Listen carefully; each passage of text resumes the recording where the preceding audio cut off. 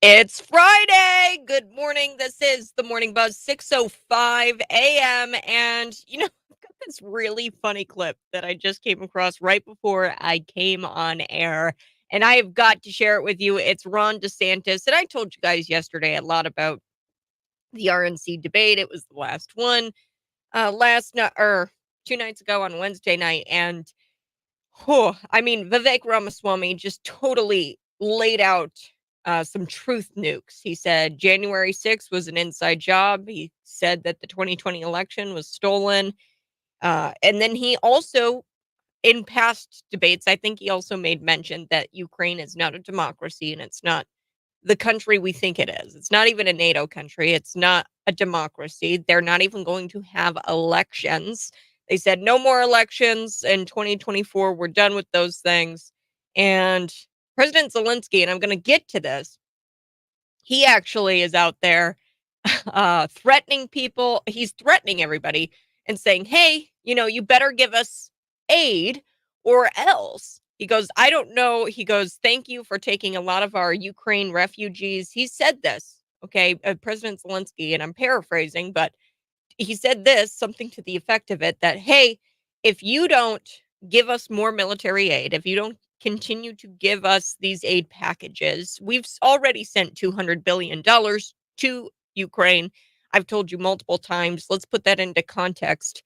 Every family in Maui who who lost everything due to the Maui wildfires, we could make them millionaires. We could give each family in Maui $50 million, more than $50 million, with that kind of money. $20 billion or $200 billion, we could make billionaires out of our veterans here in the United States. We could each write them a check for $2 billion each. Our homeless veteran population here in America. So $200 billion. It's a lot. And he wants more and more and more and more. That's what Zelensky says.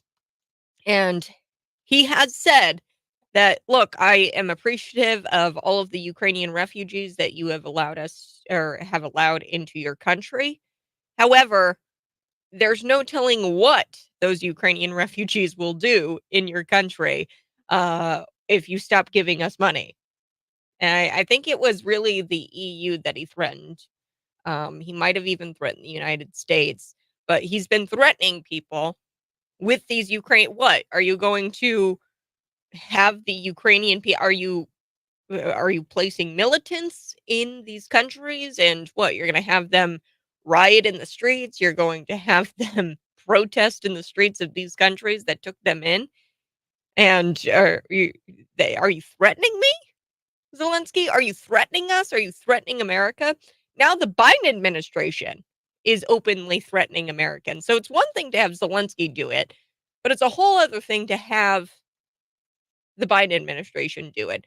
So here we have it in a classified briefing in the White House yesterday. Defense Secretary Lloyd Austin informed members that if they did not, he informed Congress and members, hey, if you do not appropriate more money for Zelensky, we're going to send your uncles, cousins, and sons to fight Russia. Pay the oligarchs or we're going to kill your kids. That's essentially what Lloyd Austin said in this briefing. I guess it was and this is according to Tucker Carlson. He says, it's confirmed. Elon Musk, he goes, did he really say that? And Tucker Carlson, he really did. Confirmed. Quote, we'll send your uncles, cousins, and sons to fight Russia if you don't appropriate more money for Zelensky, if you don't continue to send money to these oligarchs. We're going to kill your kids. So that actually happened. Okay. So I love how Vivek Ramaswamy calls out Ukraine for what it really is. It's a corrupt country. They're not a true democracy. I don't know about you, but that doesn't sound very democratic. Threatening countries. If you don't send me money, then I'm going to provoke you into war. Biden, that doesn't sound like a democracy. Not holding elections doesn't sound like a democracy. And I've told you multiple times, I don't think that we're going to see. So like this RNC debate, it's kind of silly. I don't even really think we're going to see a 2024 election. I think they're going to jail their political opposition, which is Donald Trump and the only name on the ballot will be Joe Biden's. That's what I believe at this point in time. I don't even think that they're going to jail him or they're going to kill him. And they're not below that, folks, because look at the assassination of JFK. His CIA lied to him several times. His intelligence agencies lied to him to try to provoke him into war. That's how much these people love war. The Yankees, the Cowboys. The Yankees are these stuffy Democrats who are beholden to big interest or special interest, big banks. And then the Cowboys are the Republicans, the Nikki Haley's, who are beholden to the military industrial complex. She sits on the board for Boeing. They're also beholden to big oil, Texas oil. So I want to play this clip for you because I didn't really talk about Ron a whole lot. I talked about Nikki Haley and Vivek Ramaswamy because really he was just calling out the deep state. He said, our enemy isn't Joe Biden. Our enemy isn't the Democrat Party. Our enemy isn't Donald Trump. The enemy is the deep state. And Donald Trump tried to take that on. They destroyed his life and they've tried to go after him with everything they've got. They did the same thing to JFK. There's nothing new under the sun. Instead, they killed JFK. They assassinated him, Lyndon Baines Johnson, in the CIA in coordination with each other. But there's nothing new under the sun. They don't like nationalist populist presidents who don't want to go into war because they don't gain anything from that. They don't line their pockets with money. Now, Ron DeSantis, I didn't talk about a whole lot. So somebody cut this together, and I think it's absolute genius. I think it's funny. I like Ron DeSantis to a degree. I'm not a big fan of him, um, especially since he's started to run for president because he is just listening to his political campaign director. He's listening to all the wrong people. And it's very clear even in his mannerisms. And I've said this before. Ron DeSantis, not a funny guy. He's not a very charismatic guy. He is an angry dad. He has children and he's an angry dad. And you can see that all over. Like he is not playing cutesy time in Florida, and he's peeved off, and he's actually out for blood. You want to talk about vengeance? This guy has done a lot in Florida to go after Disney, to go after the woke mob. He's signed bills, the no men in little girls' bathrooms bill. He's also signed bills that say, hey, we're not going to do gay porn in our classrooms for children to be exposed to. So he has been out for blood in the state of Florida when it comes to the woke agenda. And he's angry. But what his campaign is telling him is to act like this poised politician and to try to act charismatic and to have this charisma about him. I mean, right down to his hand mannerisms, it kind of mimics Trump. And they're kind of ruining his campaign because they're not letting him be himself. So he didn't appear to be himself. He didn't even really appear to be human at this debate because the way he was standing, the way he smiles, it's all very robotic. So somebody put this together, and I just think it's absolutely hilarious. Let's take a listen. Remember, Ron, you are normal. You are not weird. You are 5'11". Your suit is soft and your shoes are grown up big boy shoes. That's it. Pretend you're listening to music, human music. Good. Check the phone. Normal style. Activate conversation mode. Hello, you're busy. Okay, love you. Bye. Fuck. Come on, Ron, be normal. You are not a bobblehead with a dry mouth. You are a big boy with a wet mouth. Activate head turn. Activate toothless smile. Good, very good. Activate hand gesture. Good, that's better. Remember, you are a Ron DeSantis. You aren't just normal. You're also totally not weird. Remember, Ron, you are normal. You are not weird. He's weird. I don't know. Everything about Ron DeSantis is just so mechanic, so robotic, and they boy, a little whoever he got behind him and coaching this campaign, presidential. His political career is toast. Nikki Haley's political career is toast, especially after debate where Vivek Ramaswamy looks at her and says, "Can you name me 3 Ukrainian provinces? Can you name 3 of them?" And she couldn't. He challenged her, she couldn't. That that just toasted her political career. Alright, there's so much I wanna get to in the 6 o'clock hour. Whew, time is flying. Time is getting away from me, and I did not even get to these stories. So Gavin Newsom, he canceled a Christmas tree ceremony. Get this, to avoid, well, to really appease these Palestinian protesters, these pro-Palestinian protesters. So he canceled the Christmas tree lighting. I think it was really to avoid, this confrontation with the base, because this is his base. I mean, how cowardice. Gavin Newsom avoiding his woke base. Then, get this, an elementary school teacher in Illinois is mocking and sexualizing a female hostage who was released. There was a video. Tragic.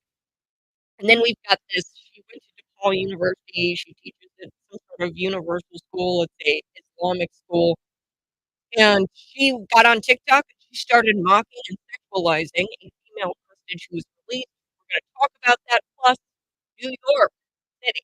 They found another way to punish their citizens, and they actually are going to install listening devices around the city. Yes, state of New York. They've made several recent initiatives lately that one may argue make them a nanny state. Well, of course, New York City, they've got to take the lead on this in terms of being the surveillance state, and they've actually passed a bill yesterday where they are going to be installing noise cameras, and these noise cameras actually detect loud noises and block vehicles, including by the engines, as well as motorcycles. So, in other words, they're installing listening devices. I'm going to be back. This is the Morning Buzz, Friday morning. You can always see me live in studio. That's YouTube, Facebook, Twitter, and Rumble. Smash the like button while you're there. Share it out with your friends. I've got exclusive content on the other side on the stream, so head there, and I'll be back in just about 5 minutes.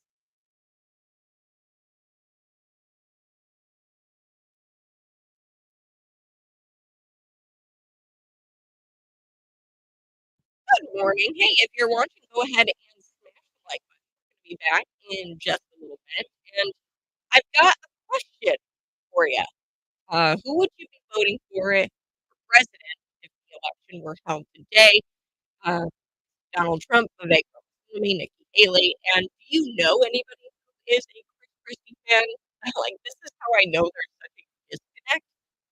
I have never encountered anybody who's just said, "Yes, I'm all in on Chris Christie." Now, I have encountered people who are all in on Vivek Ramaswamy. Uh, I haven't even really met anybody who is all in on Nikki Haley, maybe a couple of people. So I was talking to my aunt yesterday, and she was like, "Man, I learned out a whole lot. I learned a whole lot about Nikki Haley." Um, we're going to take a 30-second break, and I'm gonna come back, and I told you I'd have exclusive content, so we're going to run through the assassination of JFK, and what my theory on it, and I think it's a plausible theory. I've actually read a whole lot of this book, and I recommend this book. I'm going to come back 30 seconds. I dive right into the assassination of JFK.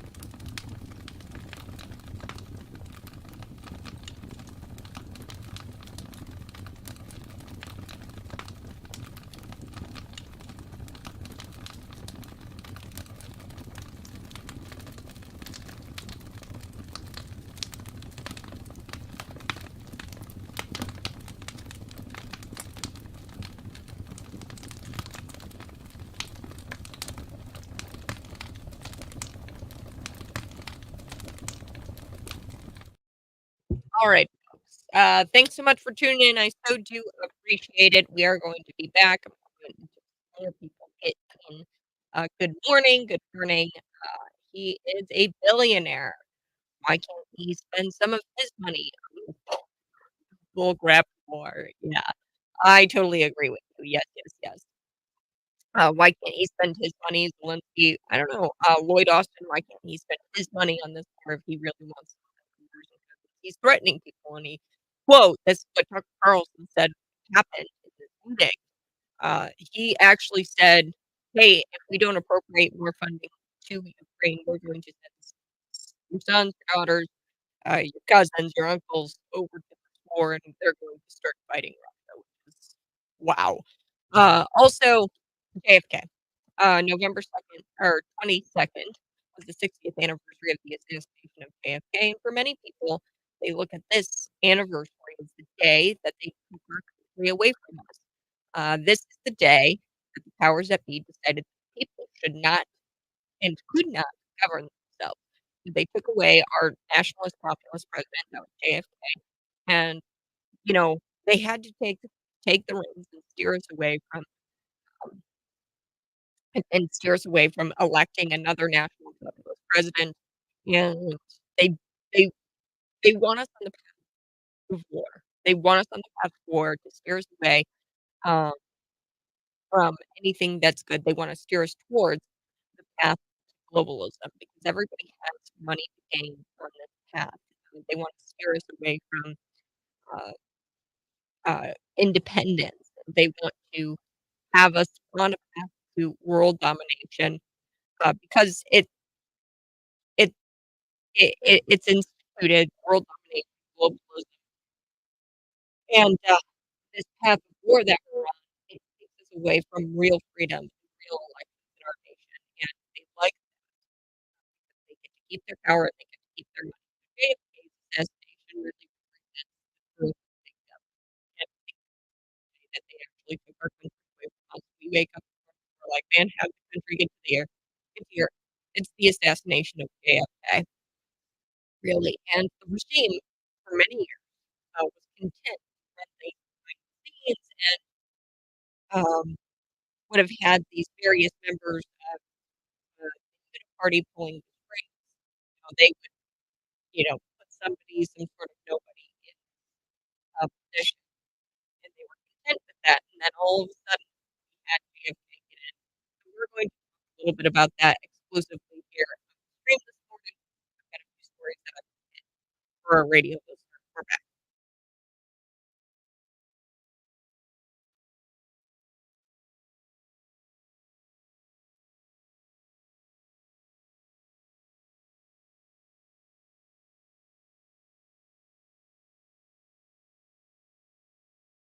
Friday means Good News Friday, and I have a good news story for you.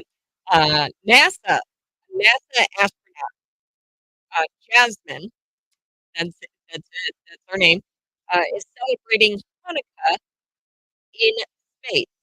So Jasmine, she might be 254 miles above Earth on the International Space Station where she's at, but she's celebrating Hanukkah, which began at sundown yesterday. At sundown yesterday, Thursday, Jasmine wasn't able to light a candle on her menorah. That's that big candle thing they light. Um, and she wasn't able to do that because open flames on space were kind of a problem. But Jasmine was able to stay connected with her family with a menorah made out of felt with lights for each night, so she can pin onto and like celebrate with them. So it's like a felt menorah, and she takes lights and she pins it to the top of each stick. So I guess we're supposed to, and I don't know, I'd have to really look into Jewish festival Hanukkah and how they celebrate it. I should know this. But the menorah, you light it for each night. I do know that much. But she can't obviously do open flames because she's not an aircraft, but she's actually celebrating Hanukkah 250 miles above story. Good morning. This is Morning Buzz. I'm live on Facebook, Twitter, and Rumble. I will be chatting a little bit about uh, New York today. Gavin Newsom, he actually canceled the Christmas tree ceremony to avoid or appease the protesters, pro-Palestinian protesters. They've been really rowdy in other places of the country, Michigan, New York, all kinds of places. And Gavin Newsom, he actually had to cancel his Christmas tree lighting because he didn't want to face the protesters. Now, I do want to start with New York City because they found yet another way to punish citizens with these noise cameras. This actually happened last night. They passed a bill, the New York City Council, the state of New York has had several recent initiatives that one may argue makes them a nanny state. Can't do anything there. Okay, you can't speak them out on the sidewalk. They'll know. Um, which but criminals are allowed to vandalize. They're allowed to harm people, but you can't, chew tobacco if you're, 21 plus. Okay, or they've got all these nanny state laws, and this is just another example. So New York City is leading the way in terms of this being the surveillance states with this passage of this bill yesterday. And what it does is facilitates the deployment of what's called noise cameras. The noise cameras, they detect loud vehicles, including those with modified engines. So you can't, it's like the ATF. They don't want you to enjoy anything. All backfire, right? But this is ridiculous. They don't want you to enjoy a motorcycle or have a modified engine. And other words, this isn't really about the noise. It's really just about installing listening devices. They want to be able to hear what you're saying on the screen. That's what they're doing. New York City Council. But this bill would establish a noise camera program that would detect motor vehicles exceeding noise limits under city law. So, any vehicle found to be in violation of such limits will be issued a notice of violation. You'll get a ticket, and you'll be subject to civil penalty, and that is prescribed by the existing laws on the books. So you'll actually have to pay some money. According to Forbes, the cameras are designed to be activated when they detect a noise above 85 decibels. Come on, I don't believe that. They're going to be trying to listen in on people's conversations. You know that. Um, but I guess the camera is supposed to only detect noise of 85 decibels or more at a distance of about 50 feet or more. So fines could range up to $2,625 are if you are in violation of this law with your vehicle. So you've got a vehicle that violates the noise limit, then you could be paying near $3,000 for violating that law. Quote, this is the councilman who was the author of the law of the bill.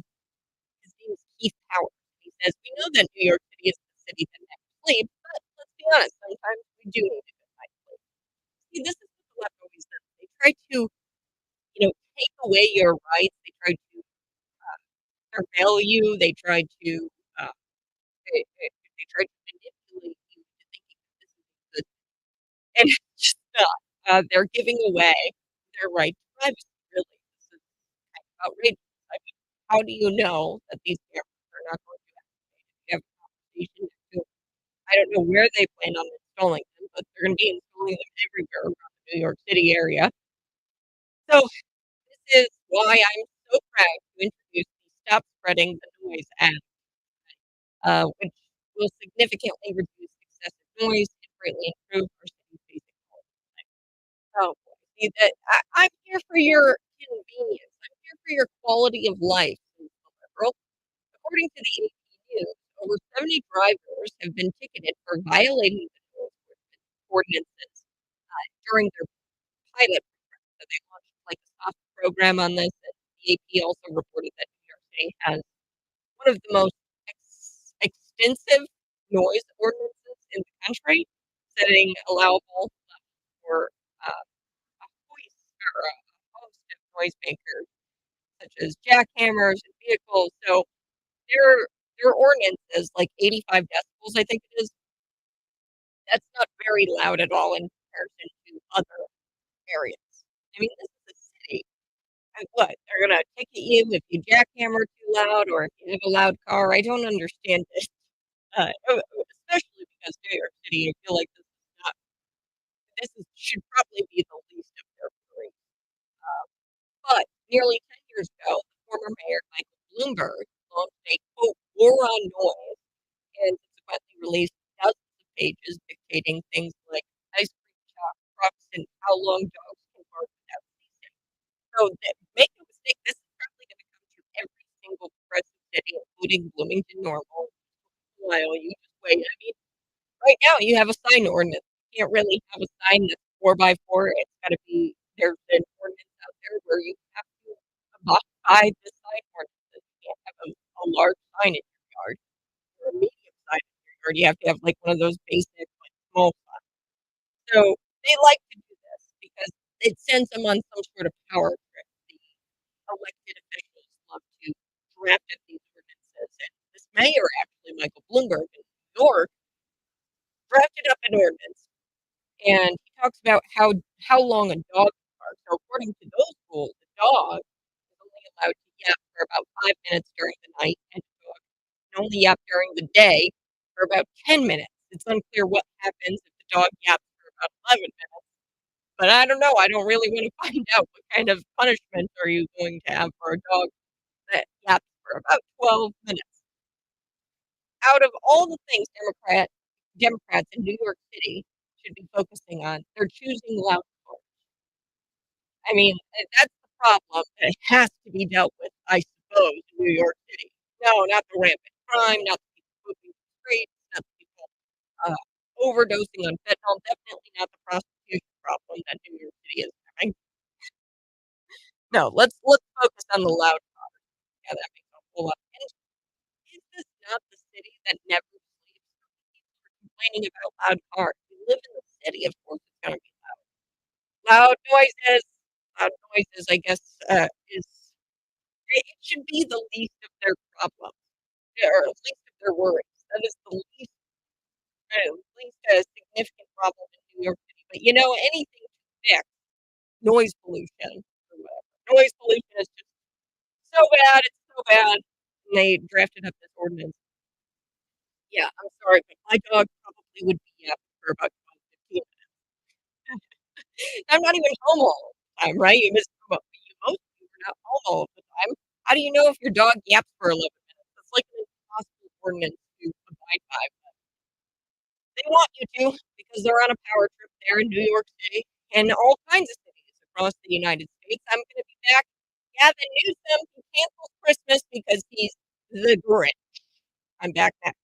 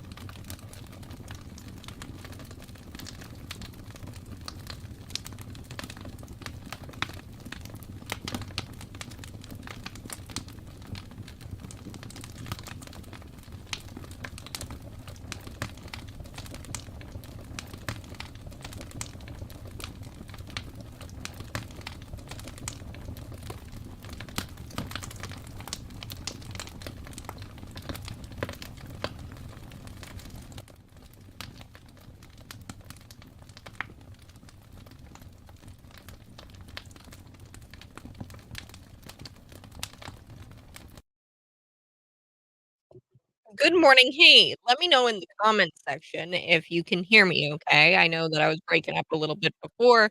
Hopefully, we fixed the issue. We are going to be back talking a little bit about Gavin Newsom canceling Christmas, this Christmas tree ceremony. He tried to avoid and really, I think, appease this planned pro-Palestinian protest. I think that they were going to have at this Christmas tree lighting. And really, what I think is hilarious about this is that he is such a coward. He couldn't even face his base. That's what these pro-Palestinian protesters are. They're his base, and he can't even face them. So I'm going to be talking a little bit about that. If you are watching, go ahead and smash the like button. Thanks so much for letting me know that you can hear me. If at any point it starts to mess up a little bit, please let me know in the comment section. And I was asking you guys before, do you know anybody who is a Chris Christie fan or even a Nikki Haley fan? Do you know somebody who's a Nikki Haley fan or Chris Christie fan? I have yet to find anybody who's like, yes, I'm all in on Chris Christie. This just shows you that there's this major disconnect between what the people actually want and what's pitched to us in the mainstream. Even giving validity to Chris Christie. And Chris Christie was really just there to plug his book, by the way, at the RNC debate. We're going to talk more about that here on The Buzz.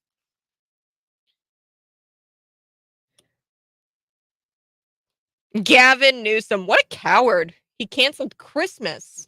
He canceled this Christmas tree ceremony to avoid, really, and I think it's to appease the pro-Palestinian protesters, but they were planning this protest, and Gavin Newsom, he goes, we're going to have to cancel the Christmas tree ceremony. I can't do it.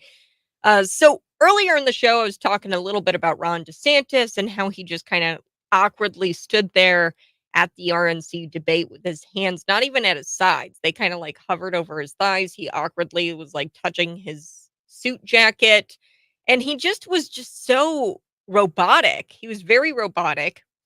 And it's really been a shame to see what's gone on with Ron DeSantis's campaign, Rhonda, because they're making him inauthentic. He is an angry dad. Okay, that's who Ron DeSantis is. He's peeved off at the left.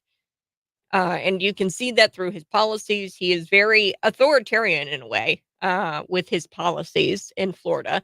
And he's authoritarian for the good.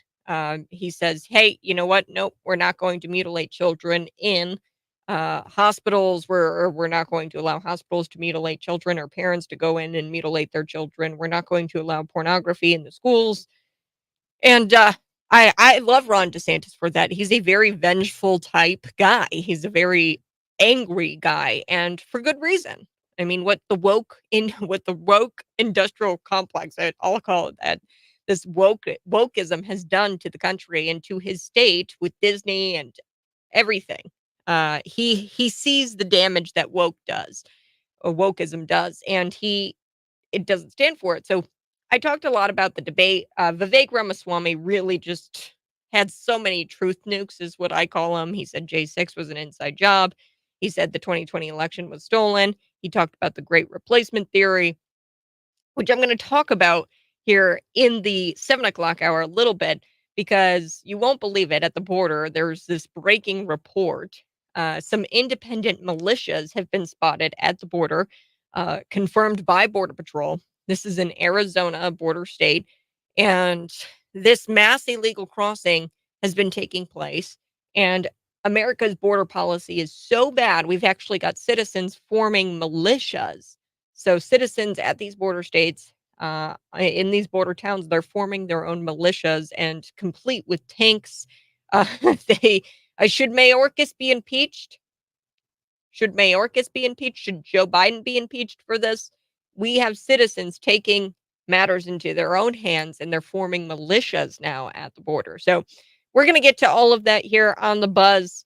I do want to talk about Gavin Newsom. He's the Grinch.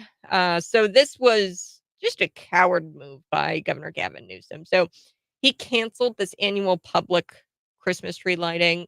We got them everywhere. I think Bloomington had theirs last week. But it was scheduled for Tuesday of this week. Gavin Newsom canceled it because of the protests across America. Although it's unclear which protest may have triggered this decision, It is possible that it had something to do with the protests at the Rockefeller Center, where several people were arrested. There was this giant annual Christmas tree lighting, these giant Christmas trees. They light them up at the Rockefeller Center, and a lot of people were arrested due to protests. A lot of these protests are pro-Palestinian protests. So, are we going to start letting protesters dictate how we live our lives, Gavin? Are we going to start canceling traditions to avoid radicals? And they're not just any radical protesters, they're your radical protesters. That's your base, Gavin. You're a total coward. You can't even face the mob that you fuel. This is a woke mob that you continue to fuel, Gavin, and you won't even face them? Pro-Palestinian protests have been disrupting tree lightings in New York, Michigan, Massachusetts. Similar protests have actually shut down the California Democrat Party's convention in Sacramento in November. So their own convention, their own party's convention. These protesters shut down that convention. So it's also likely he may want to avoid another public embarrassment, because that was kind of embarrassing to have your own base shut down your convention. I think that's what's going to happen in Chicago when they have their DNC, the Democrat National Convention, is there. Governor JB is practically peeing his pants in anticipation for this DNC event to happen here in Chicago. But already we've got Black residents, we've got Chicagoans who say, uh, you've messed around, now you're going to find out. People are actually warning Governor J.B. Pritzker, if they don't fix, and Brandon Johnson, if they don't fix the migrant issue going on in Chicago, that they are going to disrupt, they are going to shut down the convention that's going to take place in Chicago. So that's good. That'll be interesting. But anyway, I don't know. I mean, he probably was trying to avoid another public embarrassment, because the protest could get really out of hand, and then he would have had to shut down the tree lighting, and it would have been embarrassing for him. And it's very possible that his wife made him cancel. His wife actually told him to get off the stage when he and Ron DeSantis were debating it out, what state was better, blue state or red state, Florida or California. There's no contest there, but his wife actually was like, honey, you got to get off the stage. You're getting obliterated. uh, so who knows? Maybe his wife made him cancel the tree lighting.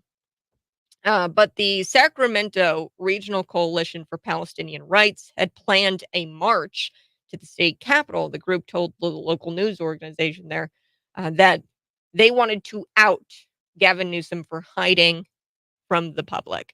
So that's really what Governor Gavin Newsom is doing here. He's hiding from the public.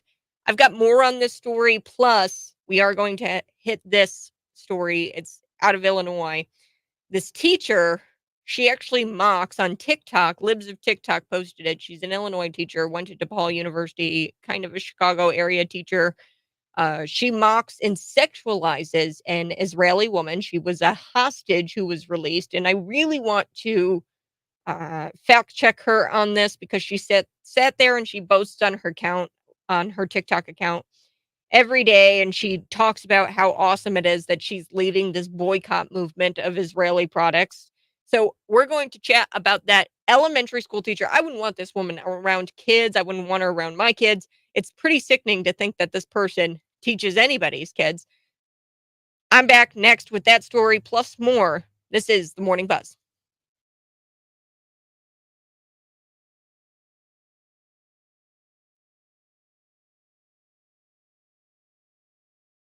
Good morning, friends. Thanks so much for tuning in. I so do appreciate it. Let me know if you can hear the audio. I'm having a bit of a technical issue this morning, so I want to make sure that I can hear, or that you can hear me. Throw that in the comment section if you can hear me all right. The elementary school teacher in Illinois mocking and sexualizing an Israeli hostage. It's truly a disturbing video. And there's a lot of misinformation about these Israeli hostages and these women. So they get released, and there's video footage of them kind of waving to the Palestinian soldiers and the Palestinians there, and they're kind of smiling, and there's might even be a video of them saying thank you or something like that. Now, what you're not seeing is the videos and the reports where you can obviously hear Hamas and the Palestinians commanding the hostages to wave and smile. So they were commanding these people to wave and smile and then videotaping it and posting those videos to try to manipulate and propagandize people into believing that Hamas, they are just wonderful people, and the Palestinians, they're just a good people. That's a lie. There's reports that show actual reports, drug testing has happened with these hostages. When they get back, doctors have reported that some of the hostages were sexually abused in captivity, that they were drugged. This woman, her name is Marwa Abed, and she is, from what I understand, a Palestinian herself, or from Palestine, which isn't even a country, by the way. They're just kind of ragtag groups of territories. It's not a country. These are Palestinian territories. I've talked about that extensively on this program. But she's of this kind of Arab descent. She's a descendant of Ishmael, sure, and she teaches second grade math at Universal School. This is a Chicago area private school. It's an Islamic school, and it's pretty sickening to think that she is a foul person. And you are going to think so when I play this video for you here coming up in just a little bit. But we are going to continue our story with Gavin Newsom here. And then I do want to get into this. A school board president, she completely shuns the Bible.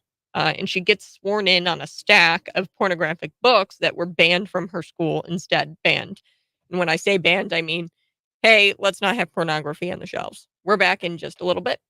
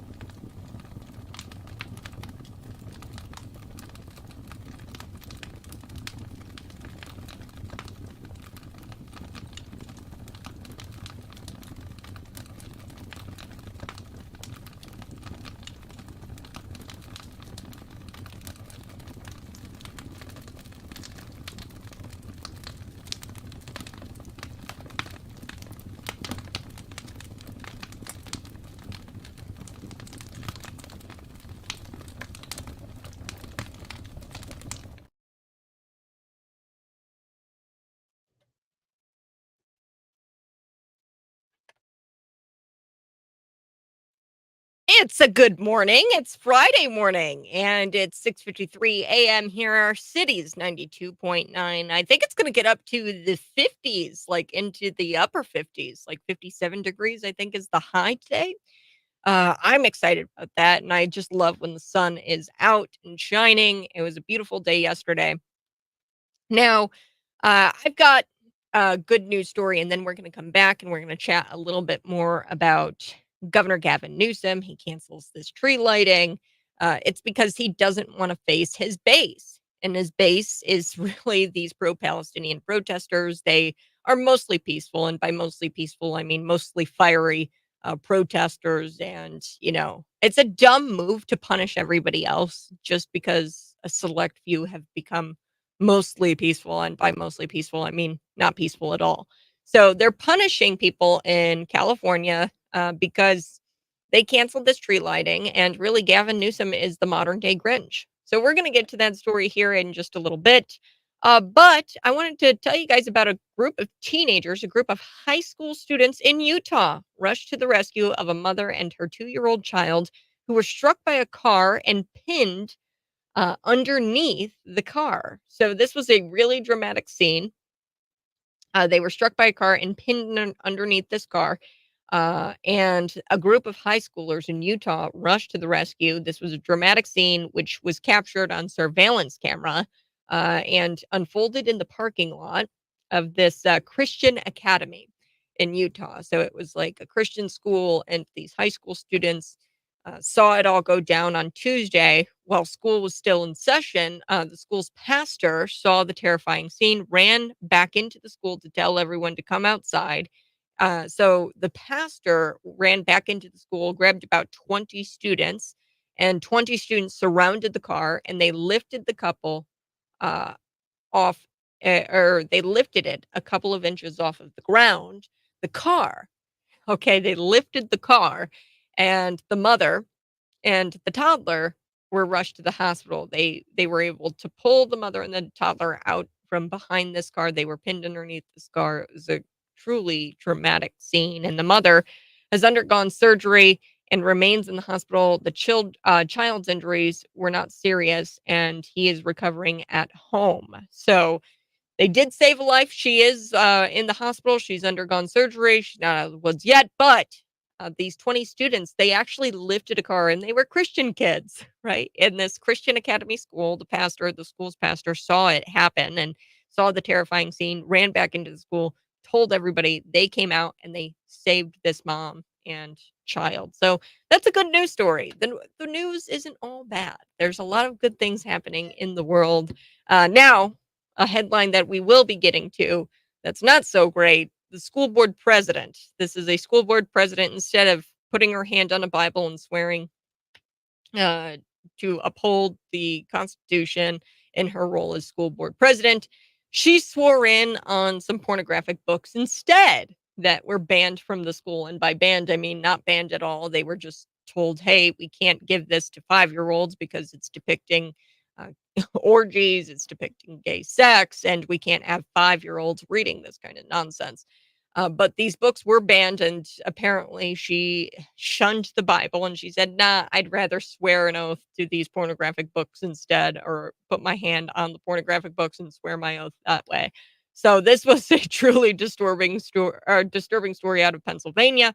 We're going to get to that. But first, well, I got to tell you about Santa Claus. Santa Claus is a really cool thing.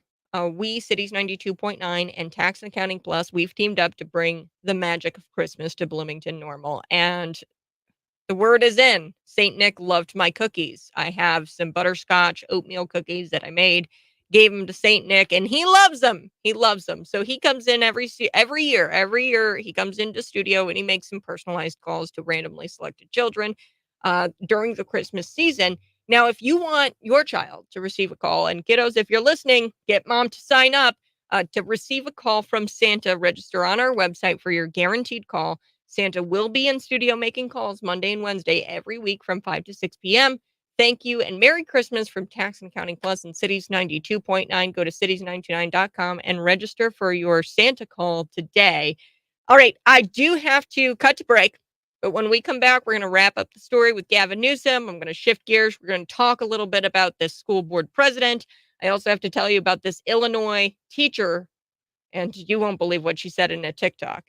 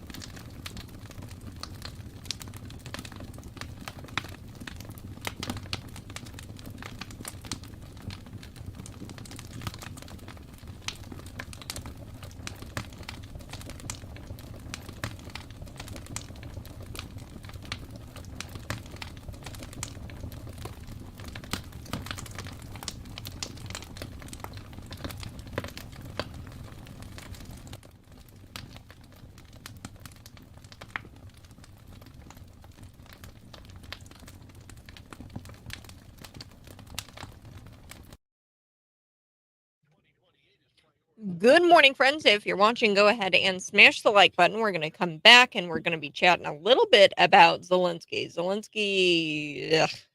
He is. Ukraine is not a democracy. They decided that they're no longer going to be holding elections. They persecute Christians, Armenian Christians. And here we have Zelensky threatening people. I think it was people of the European Union, where he says, hey, thanks so much for taking in the Ukrainians, refugees. But if you stop sending money to us, we don't know what will happen to you and what those refugees will think if you stop sending money to us. So that's kind of threatening people. But now we've got the Biden administration openly threatening Americans over Ukraine.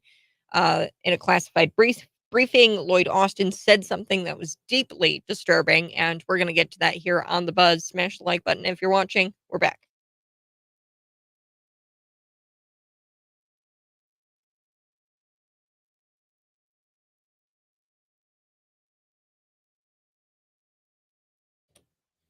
Mhm,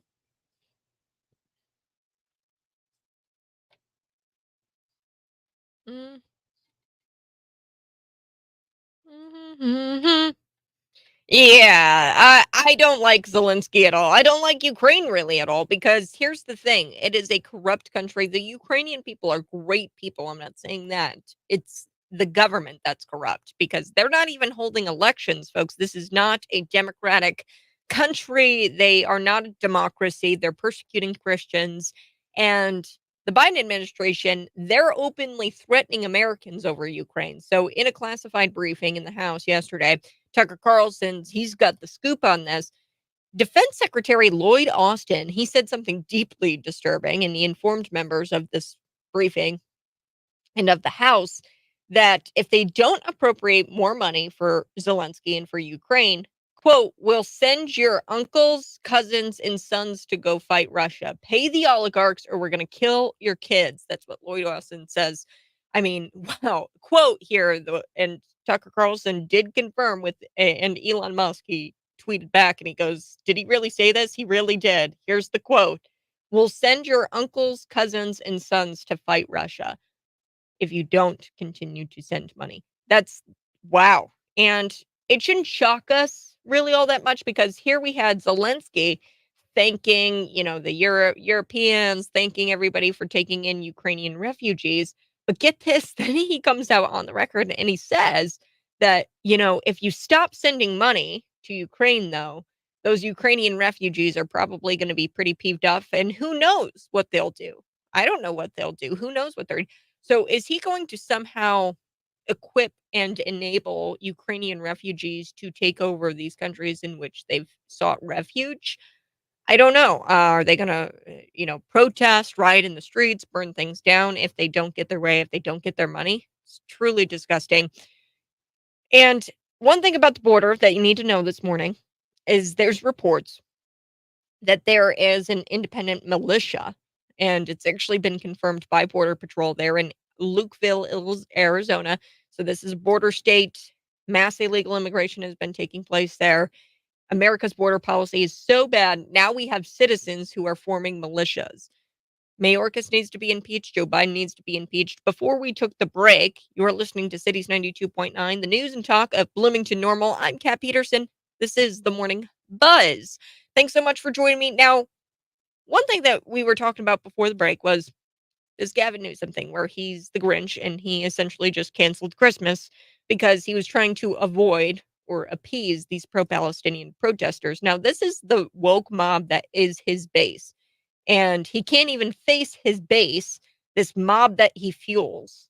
Okay. These aren't just radical protesters. This is his base, and he won't even face them. So the pro-Palestinian protests have been disrupting tree lightings across America. We've got New York, Michigan, Massachusetts. They shut down their tree lightings because of the protests. Now, the California Democrat convention was actually held in Sacramento back in November. That was actually shut down due to some protests. So I think Gavin Newsom was trying to avoid some sort of public embarrassment. Maybe, I don't know. The guy seems to embarrass himself. I mean, agreeing to debate with Ron DeSantis, which wasn't a debate at all. I mean, 22,000 people have fled the state of California just in this past year. That's 13,000 more from the year before. Uh, I mean, there is no contest. California sucks. Florida rules. Just look at the numbers. It's a heavily taxed state. California is. People don't have money, and the crime is rampant there. But anyway, so maybe he was trying to avoid a public embarrassment, which I'd find interesting because he seems to just go up and embarrass himself all the time just by opening up his mouth. I don't know. Maybe it's his wife told him to cancel it because she did also tell him to get off the stage when debating with Ron DeSantis, red state versus blue state, just a couple of weeks ago. But anyway, so the Sacramento Regional Coalition for Palestinian Rights. This is a coalition. They plan to march to the state capitol. Sounds kind of insurrection-y, doesn't it? But it's not an insurrection because they're Palestinians. So this group told the local news organization that they wanted to out Newsom for not coming out and facing the public, from hiding from the public. They wanted to out him. So, quote, this is from the Regional Coalition for Palestinian Rights there in Sacramento. This is the guy. He's like the director of this coalition. He says Governor Gavin Newsom decided to cancel the tree lighting ceremony rather than face the public that is enraged by his shameful silence on the genocide in Gaza. These people they lack a basic understanding of history, and it's hilarious, this Yassar. But anyway, that's besides the point. This certainly doesn't add up with his past stance with Native Americans.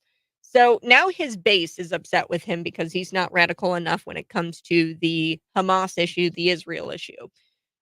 Newsom, his spokesperson, came out and said this: as we continue to see protest across America impacting the safety of all of these events, for safety and security of all participating members and guests, including children and families, the ceremony this year will be virtual. The program is unchanged, and viewers can tune in Wednesday evening to watch this year's festivities virtually. Wow. So the California Highway Patrol, here's what they did. They actually went out, they barricaded this area where the tree lighting happens, and then they put up some signs that said, keep out trespassing. And there were warning signs that actually said that the area was under surveillance to try to get the protesters to not come. So how ironic is it, though, really, to keep protesters away, but those signs are put at the border and they're considered racism or whatever. Okay, so like I just find it ironic, and actually I find it hypocritical, but it is what it is. The California GOP chairwoman, her name's Jessica Patterson, she actually put out a statement and she said Gavin Newsom is the modern day Grinch. He still won't condemn the pro-Hamas anti-Semitic protests. So I wouldn't have an issue with him canceling these protests, because the last thing I would want to see is somebody get hurt. And we know that these pro-Hamas, pro-Palestinian protesters, they are not mostly peaceful. They are mostly fiery protests that are happening. And they deface statues. They are they are the scum of the earth. A lot of these protesters, they are there to disrupt and cause violence. They're not even there because they don't even know. They have no idea. They don't understand the basic history of what is going on in the Gaza Strip. They don't understand what's going on with the Palestinians and the Israelis. But anyway, so he has yet to condemn these people. I wouldn't mind him canceling this to protect people, because these people are rabid. But he has yet to condemn the pro-Hamas anti-Semitic protests. If he were to condemn that and say, "No, you guys are crazy. That's why I'm canceling this," I'd be more pro Newsom when it comes to this. But the chairwoman, she goes on in her statement, she says it's no surprise he'd prefer to stay hiding from the tree lighting, where he would risk being confronted by these protesters. Newsom is the modern day Grinch, and he's a coward. And he's punishing the public and small businesses who plan to celebrate this joyous occasion every year. Yeah, a lot of these small businesses, they've got vendors and booths and things like that, and they kind of count on having events like this. And, here we have punish everybody just because a select few may become mostly peaceful, and by mostly peaceful, I mean not peaceful at all. Good morning, this is the Morning Buzz. I've gotta tell you about this Illinois teacher. She is rabid, she's disgusting. It's kinda hard to hear, but I'll explain what she says in the video. It's a TikTok that she published, and she's a Illinois teacher. She's kind of based in the Chicago area. She went to DePaul University. It's like a suburb in Chicago, and she actually teaches second grade math, I believe. So according to her LinkedIn, I did some homework on this woman. Her name is Marwa Abed. Now, Libs of TikTok called her out. They didn't publish her name, which I found interesting, but she's a foul person, and she has this LinkedIn. She teaches at a Chicago area school. It's called Universal School, and it's a private Islamic school. I would not want this woman anywhere near children, especially Islamic children, because she's a radical. So I'm going to set this video up, and then we're going to watch it. It's disturbing. So warning, warning, warning. If you're on the stream, do not watch it. Kids, do not watch this. There is a hostage. It's a female hostage, and she's being released by the Palestinians. Okay. And in many videos, you can actually hear Hamas commanding hostages to wave and to smile. So this woman takes the video out of context, and she says, "Oh, look at how nice the Hamas terrorists are. Look at how nice Hamas is. Look at how nice Palestinians are. They are actually waving. The hostages, the so called hostages, are waving and smiling at the Palestinian soldiers." Well, she takes the video out of context, and this is truly disturbing because there's reports that Hamas actually drugged, and you can see this on the hostage, on the female Israeli woman. You can see that she's clearly drugged. She barely can lift up her hand and wave. In other videos, you can actually hear the Hamas terrorists commanding hostages to wave and smile for the cameras as they're being released. Doctors, they have done their reports, and these hostages were abused sexually while they were in captivity. They were drugged, and these are all medical reports proving that they were drugged.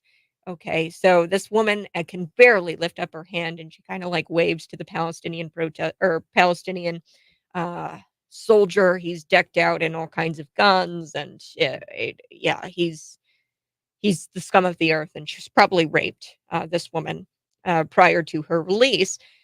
So I'm going to play the video, and like I said, full disclosure, it's kind of a tough thing to watch. Here we go. The doctor waiting also there, so okay. We saw that head tilt with the shukran. So you've met your first Palestinian man. Welcome. There's so much advice I have to give, but for now, enjoy.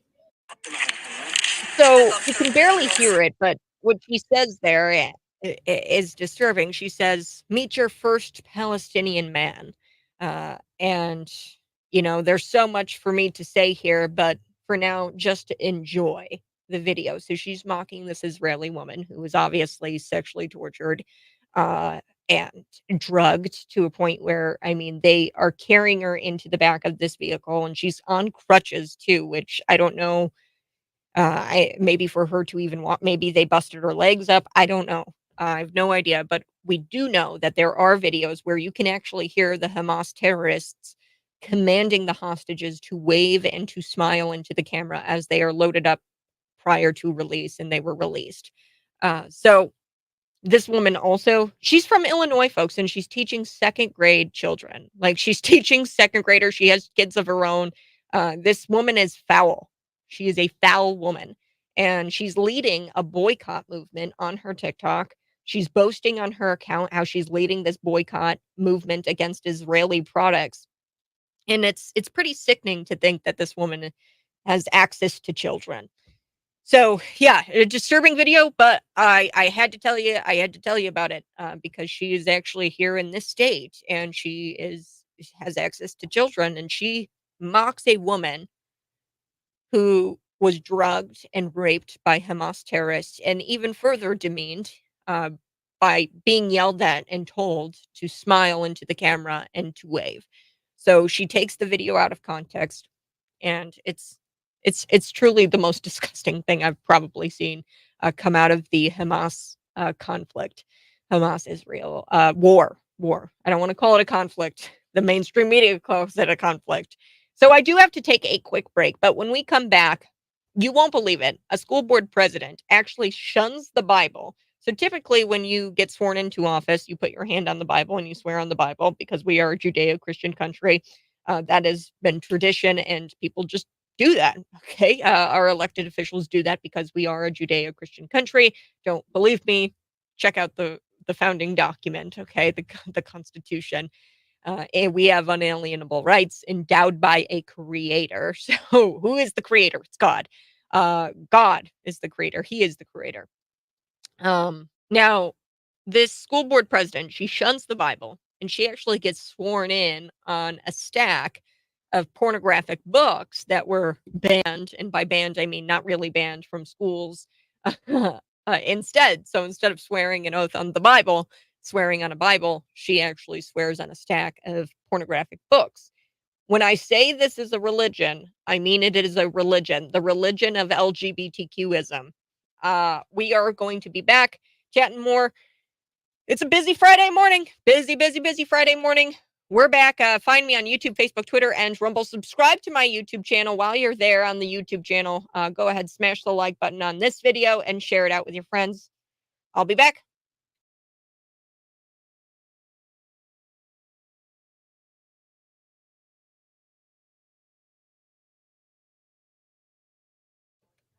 Good morning. Hey, if you're watching, hit that like button. Hit the like button. And let's get to Dan.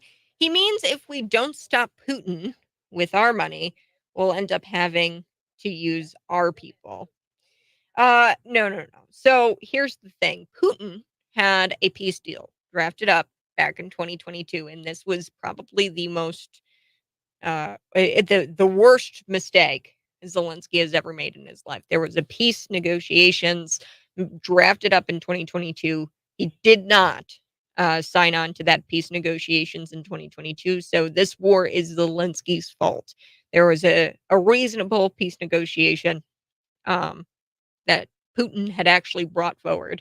I'm not saying that Putin is not a thug. He's a thug. He's a dictator. He's an authoritarian. And I'm not saying that he's not grabbing the land, but you have to put it into context. Okay. So this land that they're fighting over is actually Russia's. They're all Russian speaking people.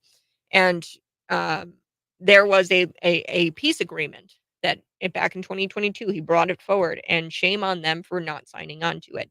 It is Zelensky's fault this war continues. Okay. That's his fault. It's his country. We shouldn't have anything to do with it. Um, and here's the thing. Putin knows that we are getting in the middle of it. He knows that this is a NATO proxy war against Russia. And he knows that the United States is not a friend, and that they are, or not even a friend, they are being adversarial in waging this war via proxy through Ukraine. Okay, so if we were to just stop funding, Putin would probably pull back. That's the thing. So we have to take a quick break. But like I said, if you're watching, go ahead, smash the like button. And here's the thing. They always try to get us provoked into war. So Dan, before I take the break, I am going to run through this really quick. John F. Kennedy, the assassination of John F. Kennedy. People think I'm crazy, but this is not a conspiracy, okay? He was assassinated 60 years ago, November 22nd. We just recognized the 60th anniversary of his assassination, and that is the day our country, we lost control of our country as we, the people. So President Dwight Eisenhower, at the end of his second term, tried to warn us when he denounced the military-industrial complex. Okay, he tried to warn us that this was an issue, the military-industrial complex. I would make a case to you that the CIA actually put their thumb on the scale in the 1960 election and tipped the election towards John F. Kennedy because they actually strongly believed that um, he was going to be a problem. He was going to be controllable, and he was going to be more controllable than Richard Nixon. When you're asking yourself, how did President Joe Biden become the president? It's because he's controllable. Look at him. He's got dementia. He's very controllable. So they would learn 8 years later that Nixon wasn't controllable either. So anyway, uh, they would remove him and uh, put in the case of JFK. He was not only a passionate anti-communist. He favored a strong, big military buildup. Okay, um, he was not only a passionate anti-communist, he favored a strong uh, military buildup. He had a deep distrust for the intelligence agencies because they misled him on the Bay of Pigs. This is JFK. Okay, so he believed in a strong military buildup, but he was not going to be provoked into war. So the CIA actually misled him with the Bay of Pigs, which was a planned invasion of Cuba, and that was a fiasco. The CIA had promised JFK that men storming the beach would have some air cover supplied by Panamanian flag troopers or bombers, flag bombers, 29 of them. There was going to be these flag bombers, supposedly piloted by Cubans. Now, they quietly canceled all of that. They canceled the Panamanian bombers that were going to fly overhead and protect the guys on the ground who were going to storm the beach, Bay of Pigs. They canceled that, the CIA did, and they tried to provoke him into sending the U.S. Air Force in order to provoke a war with Russia. Because if we were to send the U.S. Air Force, we would provoke a war with Russia. So he deeply distrusted the CIA after that because they lied to him. They lied to him about the Cuban Missile Crisis, where Americans were completely taken by surprise, waking up one morning to learn that the Russians had placed an intercontinental ballistic missile 90 miles away from our shores. Okay, so he stood for strong America, and he would not be goaded into war. He was not going to be provoked into war. And here's the thing. They are provoking us into this war with Russia. The deep state wants us in war with Russia because people get rich off of war. They want us in a state of war because they can continue to squeeze the military industrial complex. They can continue to squeeze the big banks, the Yankees, the Cowboys. I talk about this all of the time. Um, JFK actually denounced the secret societies. And who do you think he was talking about?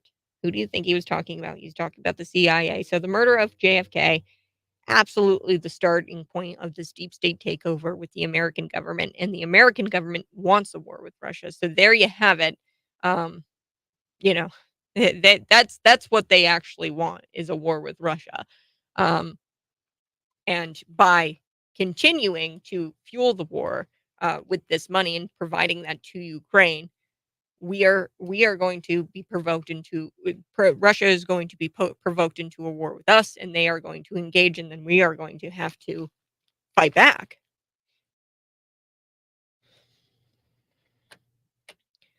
Good morning. Hey, this is the Morning Buzz. Thanks so much for joining me. I so do appreciate it. Hey, exclusive content on the stream. That's YouTube, Facebook, Twitter, and Rumble. Follow my social media accounts while you're there.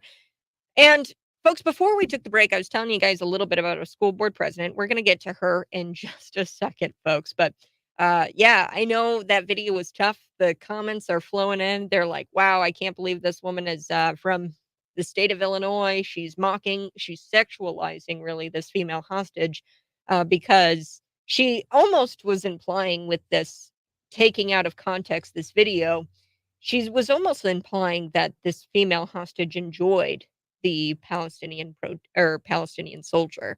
And that's sexualizing her, it's mocking her, and she took the video out of context. Like I told you, the Hamas terrorists have been commanding these hostages to wave and smile for the cameras, and then the Palestinian soldiers, Hamas, they post this and they try to propagandize, they try to convince people that the hostages actually liked being with the Palestinian soldiers and with the Hamas terrorists. They're the same thing. I'm using them interchangeably here because it's the same. So new reports actually show Hamas has drugged hostages prior to their release. I mean, it's really tough video to watch. She like drags her hand up there and can barely wave. The video does not have the audio where Hamas is commanding the hostages to wave and smile, but there are videos out there that show that.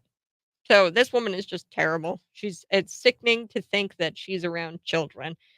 She should be fired for what she posts on because there's bullying, there's harassment going on of an entire group of people, the Jewish people, much like the elite university professors They should be withdrawing, they should be rescinding acceptance into Harvard. They did in 2019 when they found Kyle Kashuv.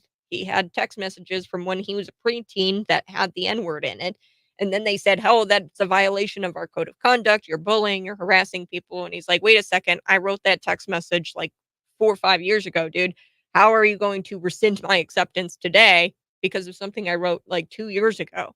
So they rescinded his acceptance in 2019 because he wrote the N word in a text message when he was a preteen. Not saying it's good. I'm just telling you the facts here, folks. And yeah, and now they are allowing Harvard students, university, college age students to go out there and to say anti Semitic things. ISU should have withdrew the acceptance or suspended, expelled these college students who were in the Bone Student Center with signs that read, "From the river to the sea, Palestine will be free." That is anti Semitic. Saying Zionism is bad is anti Semitic because really just Zionism is the belief that Israel should exist as a Jewish state. That's it. That's all Zionism is. And they had anti Semitic signs at ISU, and you would think that they'd be expelled for that sort of thing. Anyway, so I do want to get to this lady, the school board president. She doesn't swear on a Bible. She actually swears on a stack of pornographic books. That's pretty funny. The people of Central Bucks School District in Pennsylvania have apparently spoken, and they demand pornography be in their school libraries. They also demand for more activist teachers and demand girls have sports opportunities taken away from them, competing against boys who say they're girls. Okay, so this is everything that the Central Bucks School District wants in Pennsylvania because they elected this school board president. Her name is Karen Smith. Yes, she's an actual Karen. She went right to work after being sworn in on a stack of banned books. And by banned books, I mean they're not really banned at all. They're pornographic books that shouldn't be. I mean, my dad was telling me, he goes, in the grocery store, if there were pornographic magazines, they're in plastic bags so that way kids can't get, they're not readily accessible to kids. A lot of the time they'd be in the back or they'd be behind the counter even, so that way kids wouldn't have access to them. That's not banning something, that's making sure kids don't have access to harmful material, sexual material. So we're going to be back talking a little bit about that. And then a little bit later, we will revisit this story. The New York City Council, they passed this bill yesterday. And really what they're doing, they're installing listening devices throughout the city. That's kind of wild. That's next on The Buzz.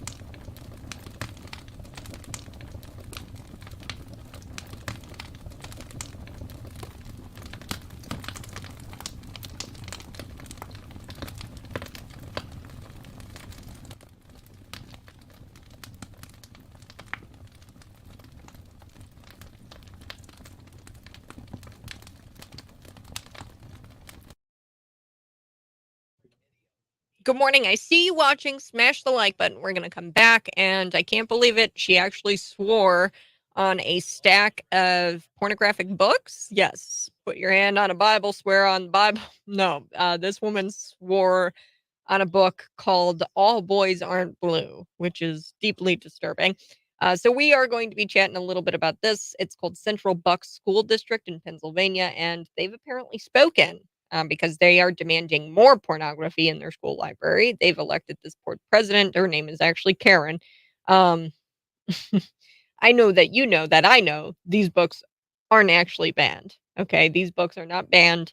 Um, but that was another thing that got tossed. Uh, Parents being allowed to speak out. Um, I've got the clip of her actually swearing on a stack of pornographic books, which is just absurd to me. So here we go.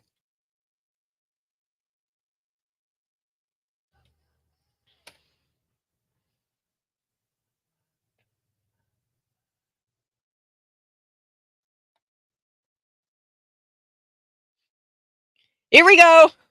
This is the Morning Buzz. It's a Friday, and coming up in just a little bit, we are going to be chatting about this Tucker Carlson report. So he actually came out and he said that the Biden administration is openly threatening Americans over Ukraine. So in a classified briefing in the House yesterday, Defense Secretary Lloyd Austin informed members that if they don't appropriate more money for Zelensky, that quote will send your uncles and cousins and sons to fight Russia. So this is what this is all about. It's pay the oligarchs or we'll kill your kids. Now this didn't really come as a surprise to me because we already had Zelensky kind of threatening violence if he doesn't get his money. If Ukraine doesn't get money because he said, "Hey, thanks for taking in all of these awesome countries. They're taking in our Ukrainian refugees. That's awesome. But hey, if you stop sending us money, who knows what these Ukrainian refugees are going to do? Maybe they'll light buses on fire. Maybe they'll burn down your cities. Who knows? I don't know. I don't know. I'm just Zelensky. I'm just in cargo shorts." Um, yes. So now the Biden administration is threatening Americans and threatening members of Congress and saying, "Hey, if you don't appropriate more money," which we've already sent $200 billion, by the way, quote, Lloyd Austin says, "We'll send your uncles, cousins, and sons to go fight Russia." This is nothing new. It's nothing new. Okay. President Dwight Eisenhower, at the end of his second term, he tried to warn us when he denounced the military industrial complex. They want us into war with China or with Russia. They want us to get provoked into a war with Russia. They've been doing it. They did it to JFK, the CIA lied to them, the defense lied to them. The Department of Defense was trying to provoke JFK into going into war with Russia, try to provoke us into war with Russia. This happened, and JFK said, "Nah." He goes, I'm not doing that. I'm standing for a strong America. We are not going into war." And they killed him. They assassinated him. So the murder of JFK was absolutely the starting point of the deep state takeover of the American government, where the people who are elected no longer had the authority to run anything. And things were run by unelected bureaucrats like Lloyd Austin, okay, in connection with their cronies, their special interests, and things of the particularly the defense industry, for example. So the people who are elected, they really don't have authority. You think Joe Biden has authority? No. He's controllable. That's why he continues to be the president. That's why they want him to be the president in 2024 because he's controllable. They thought, and I'm going to make an argument here, and I know people are like, "What?" Yes, I'm going to make this argument. I could make a case that the CIA actually had their thumb on the scale in that 1960 election to tip it towards John Kennedy because they strongly believed that he was going to be more controllable than Richard Nixon. And then they would learn 8 years later that Nixon wasn't controllable either. But anyway, so JFK, they assassinated this guy because he was anti-communist. He was in favor of a strong America and he would not be provoked into war. So it's a tale as old as time. They want war. Lloyd Austin wants war, and he's threatening it. He's threatening war. They'd love nothing more than to go into war with Russia. So that's why they're continuing to send the money to Ukraine, because this is a proxy war. Putin does not like that. He doesn't like that we've sent $200 billion over to Ukraine. It's fighting like Ukraine is just a proxy. So we are going to come back talking a little bit about that, but I do want to get to this story out of Pennsylvania this morning. People of Central Bucks School District in Pennsylvania, they've apparently spoken, and they are demanding that pornography stay in the school library. What?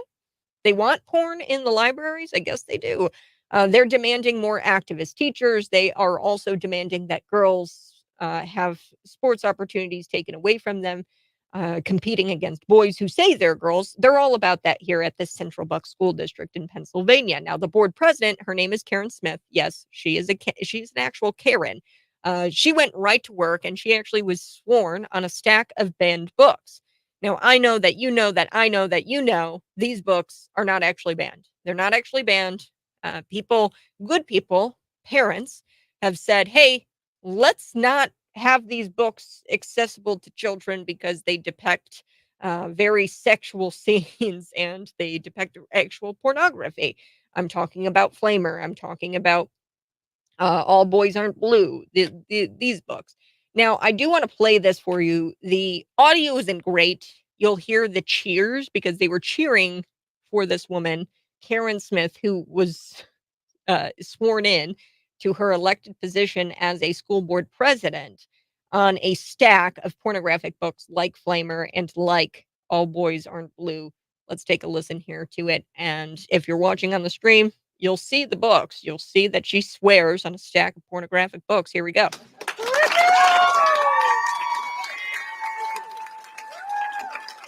So she walks in. She's got her hand on the stack of pornographic books. I see one. It's called Flamer. She's smiling. Do solemnly swear that I will support, obey, and defend the Constitution of the United States, The Constitution of the United States. Pennsylvania, and that I will discharge the duties of my office. Oh man, this woman is nasty. Just so nasty. The Constitution, no. We swear on the Bible here in the United States because we are a Judeo-Christian country. Okay, we have Judeo-Christian values. Just read the Constitution. We have unalienable rights endowed by a creator, and uh, this is just absurd to me. So she says this. I'm not particularly religious. The Bible doesn't hold significant meaning to me. And given everything that has occurred the last couple of years, the banned books, they do mean something to me at this point. The Bible doesn't mean anything to Karen, but Flamer does. Wow. So Fox News reports that this novel, Flamer, and I've read bits and portions of these books. I've seen them. I've gone into the Bloomington Public Library. Governor J.B. Pritzker was here, by the way, this week, which he didn't make known to the press, probably because he knows that people aren't happy with him and he wanted to avoid public attention. But anyway, so he was at the Bloomington Public Library. I've gone there. I've seen the books. I've seen the pornographic books in the children's section at eye level for toddlers. So this novel, as Fox News tells it, is a autobiographical, semi-autobiographical book. It's a novel about a boy who's bullied at a Boy Scout summer camp and this is a quote, acting in a manner considered stereotypical of a gay man. Per the book, that appears to mean passing around a soda bottle, ejaculating into it, and then the person who doesn't ejaculate into it gets to drink from the bottle filled with everybody else's. I think you get the point. Okay, so this is a scene in the book that is described.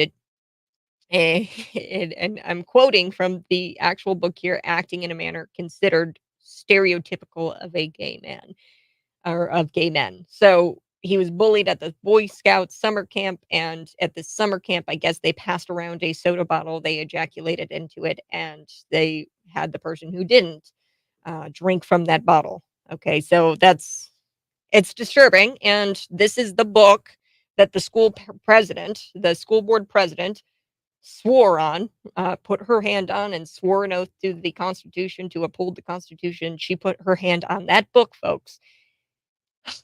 There's another book. It's called All Boys Aren't Blue. That one is also so pornographic that when Iowa Governor Kim Reynolds read it out loud to make a point, it was too vulgar to be aired on television. Now, I don't even know. I think what I just said about Flamer, I think that abides by FCC regulations. I really try to make it as friendly as as possible, but you need to know. You need to know that this is going on in your school district. I've seen it. Unit 5, I FOIA'd for the books, checked out, and children are checking out the book Flamer. Okay, so I mean, this book has been checked out a couple of times from the last time I FOIA'd. But school libraries, totally fine though. You can't air it on television, you can't air it on radio, but in school libraries where children are, it's totally fine to have that vulgar content there. If I understand the rules correctly, the Iowa media not reporting Governor Reynolds reading from the book means they're banning the book as well. You see what I mean here? You know, it sounds like the media is banning the book because they're not even airing what the book says. So are they homophobic? They're possibly transphobic too. If they're not airing the content of the book, I would say that they're banning that book. They're censoring that book. The media. So allowing parents to say a say is what is mandated on their children wasn't the only thing that's gone on or gone in Central Bucks School District. So allowing parents a say in what is mandated on their children wasn't the only thing that's gone on in the Central Bucks schools this year. I do have to take a break, but there's something else that happened at this specific school district, and I'm going to tell you guys about it on the other side. You guys can see me live in studio. That's YouTube, Facebook, Twitter, and Rumble. I'm back in just a couple of minutes.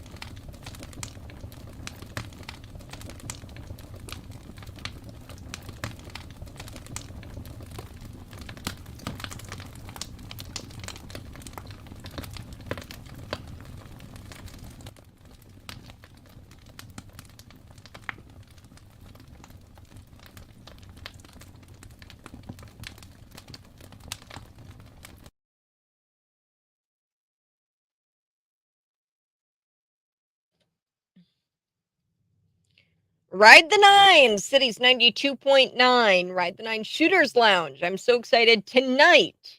Bring your Trump gear, wear your MAGA hats, and sign the petition for President Donald Trump. So we're going to have petitions out there. The Trump campaign, they've got Trump to get on the ballot and to stay on the ballot. There's a couple of petitions you got to come sign.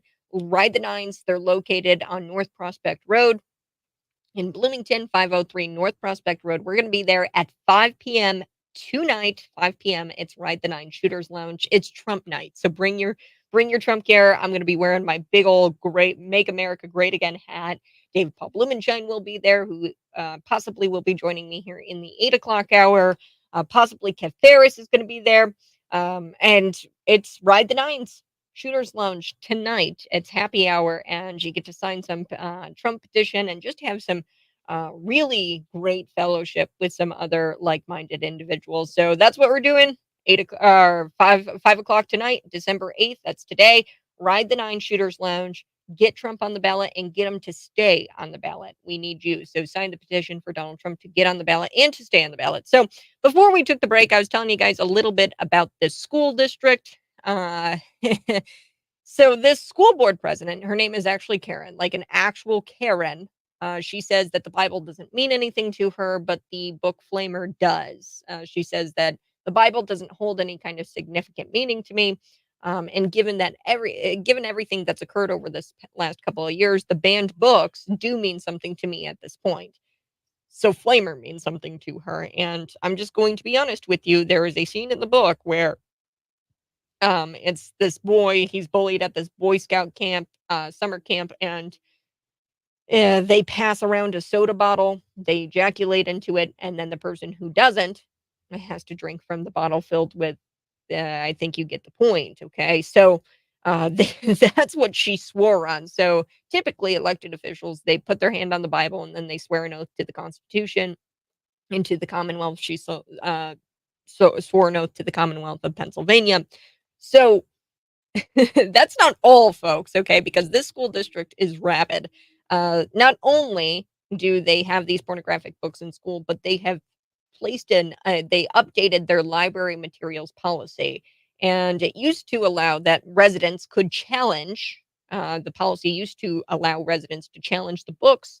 And the residents were able to kind of set criteria for the selection that the library keeps in their school library. But they changed that policy.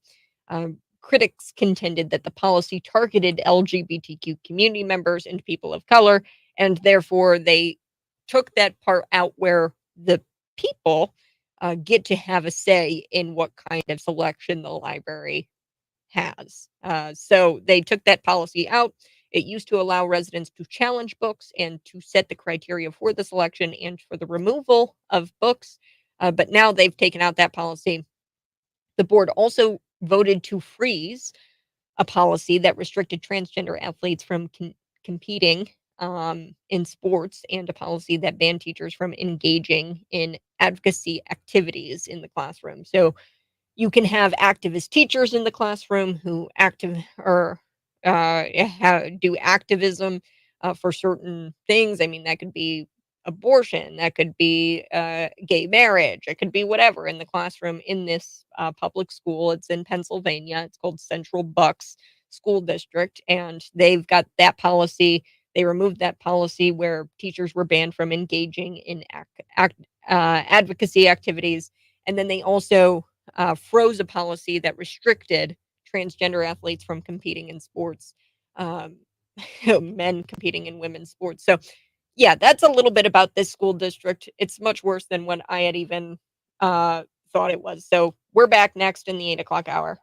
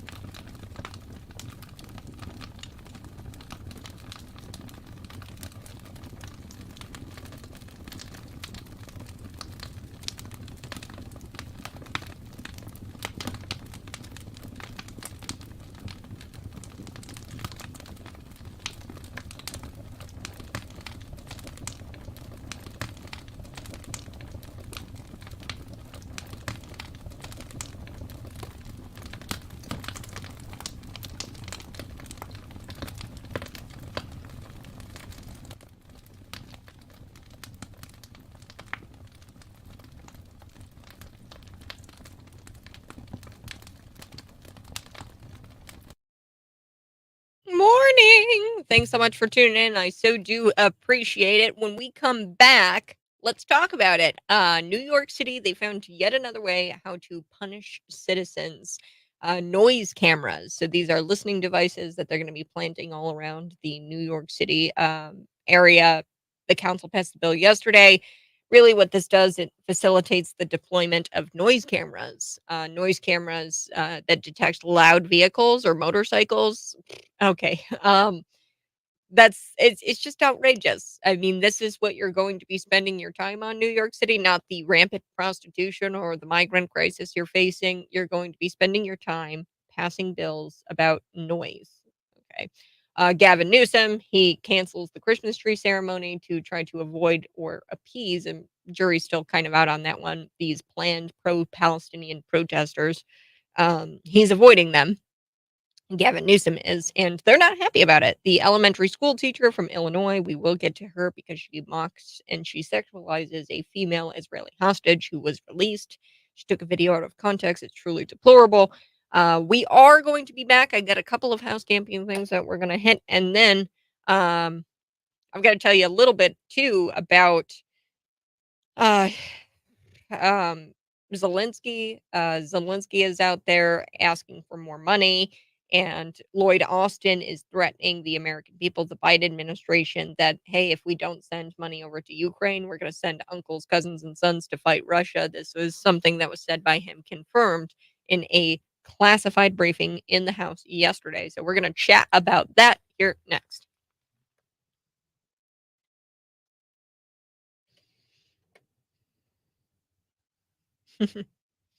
Good morning. Hey, this is the Morning Buzz. I so do appreciate you tuning in every morning. And man, this is kind of funny. This clip that I've got here of Ron DeSantis. It's not actually Ron DeSantis. It was some sort of, voiceover that somebody did, and they were pretending to be Ron DeSantis.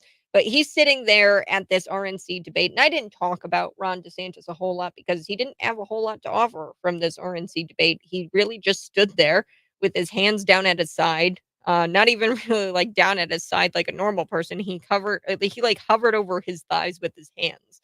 It was really odd. His movements are very awkward. He's almost robotic, mechanic. And it's because they're not allowing him to be himself. Ron DeSantis is an angry, vengeful dad. That's really what he is. He's an angry guy. And look no further than his policies. He's banned pornographic books in schools. We talked a lot about that. He's banned transgender surgeries for minors in Florida because he's mad about the wokeism that's been going on. And he's an angry dad, and he knows that wokeism destroys the family and the institution, the first institution, the family. And he knows that wokeism is destroying America. But they're not allowing whoever's running his campaign, they are not allowing him to be his authentic self, and it's destroying his campaign. Good morning. This is the Morning Buzz. Uh, you can always tune in via Facebook, YouTube, Twitter, and Rumble. The clip is pretty funny because it just shows Ron DeSantis being very awkward pre-debate. Like it's when all of them are getting their makeup done and everything, and he's just kind of standing there awkwardly. And somebody did this like voiceover over Ron DeSantis, like looking all awkwardly, and they published it. I thought it was funny. Here we go. Remember, Ron, you are normal. You are not weird. You are 5'11". Your suit is soft and your shoes are grown up big boy shoes. That's it. Pretend you're listening to music, human music. Good. Check the phone. Normal style. Activate conversation mode. Hello, you're busy. Okay, love you. Bye. Fuck. Come on, Ron, be normal. You are not a bobblehead with a dry mouth. You are a big boy with a wet mouth. Activate head turn. Activate toothless smile. Good. Very good.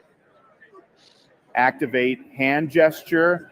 Good. That's better. Remember, you are a Ron DeSantis. You aren't just normal. You're also totally not weird. So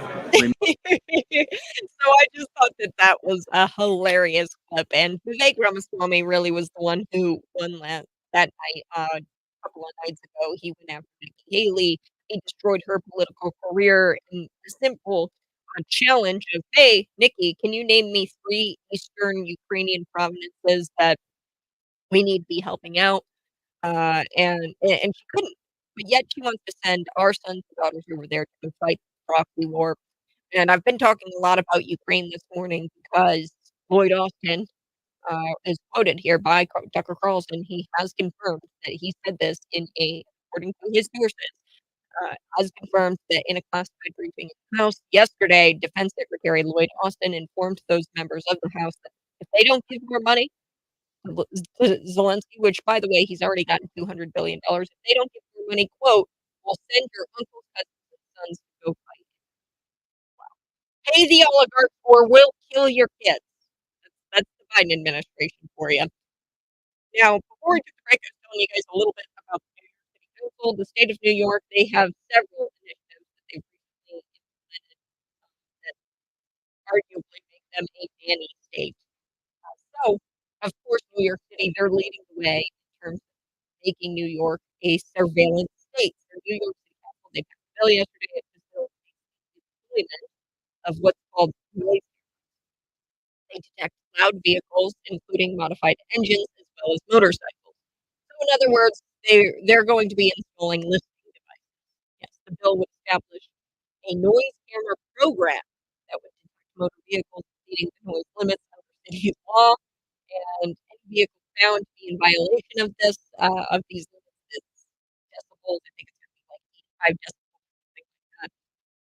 Any vehicle found to be in violation of these limits are going to be issued a notice of violation, a ticket, and you're going to be penalized under civil law. So, according to Forbes, the cameras are designed to activate when the noise is above 85 decibels and at, or at a distance of 50 feet or more. So, the fines, if you have a loud vehicle and you drive in New York City, and you're going to be fined probably about $2,625. So that's the thing for repeat. Now they could get up to 2,000. They might be a little less than that if it's expense, but yeah, New York City, it's the city that never sleeps. Now Keith Towers is the guy behind this. He's the author of the bill. He says it might be the city that never sleeps, but to be honest, we do sleep every time we get good. So they try to do this all of the time. They say, "Oh, we're improving your quality of life. It's for your convenience. This is how we're going to take away all your rights, and we're going to be listening in, like quite literally. We have listening devices throughout the city." And about 10 years ago, Mayor Michael Bloomberg, he actually launched a war on noise. So this is something really new for the city of New York. They actually had Michael Bloomberg. They've been trying to go after and trying to install these listening devices. But anyway, some of his ordinances are kind of crazy. So here's what Bloomberg did. He dictated things like ice cream trucks, no ice cream trucks are too noisy, how long a dog can bark without ceasing. So a dog was allowed to yap for 5 minutes during the day or during the night, and then 10 minutes during the day. It's unclear what would happen to somebody if they allowed their dog to yap for about 11 minutes, but who knows? I mean, this Democrats just hate life. They hate ice cream trucks. They hate dogs. They hate noise. They hate trucks. They hate everything that is awesome. Really, they hate me. They are so they're just not fun people, and it's really kind of tragic. And I just don't know how you live that way. Like, too noisy. Like, what? Is this not the city that never sleeps? Never sleeps. How many people are actually complaining about loud cars? You move to the city, you assume it's going to be loud. But that said, loud noises shouldn't even be on their radar. It should be like the least of their worries. It's New York City we're talking about. We know that they have a big prostitution problem. Eric Adams has pointed that out. They've actually got a huge migrant problem right now. They can't house the migrants. You would think that they'd be dedicating more time to that than this noise ordinance. All right, shifting gears, California Governor Gavin Newsom.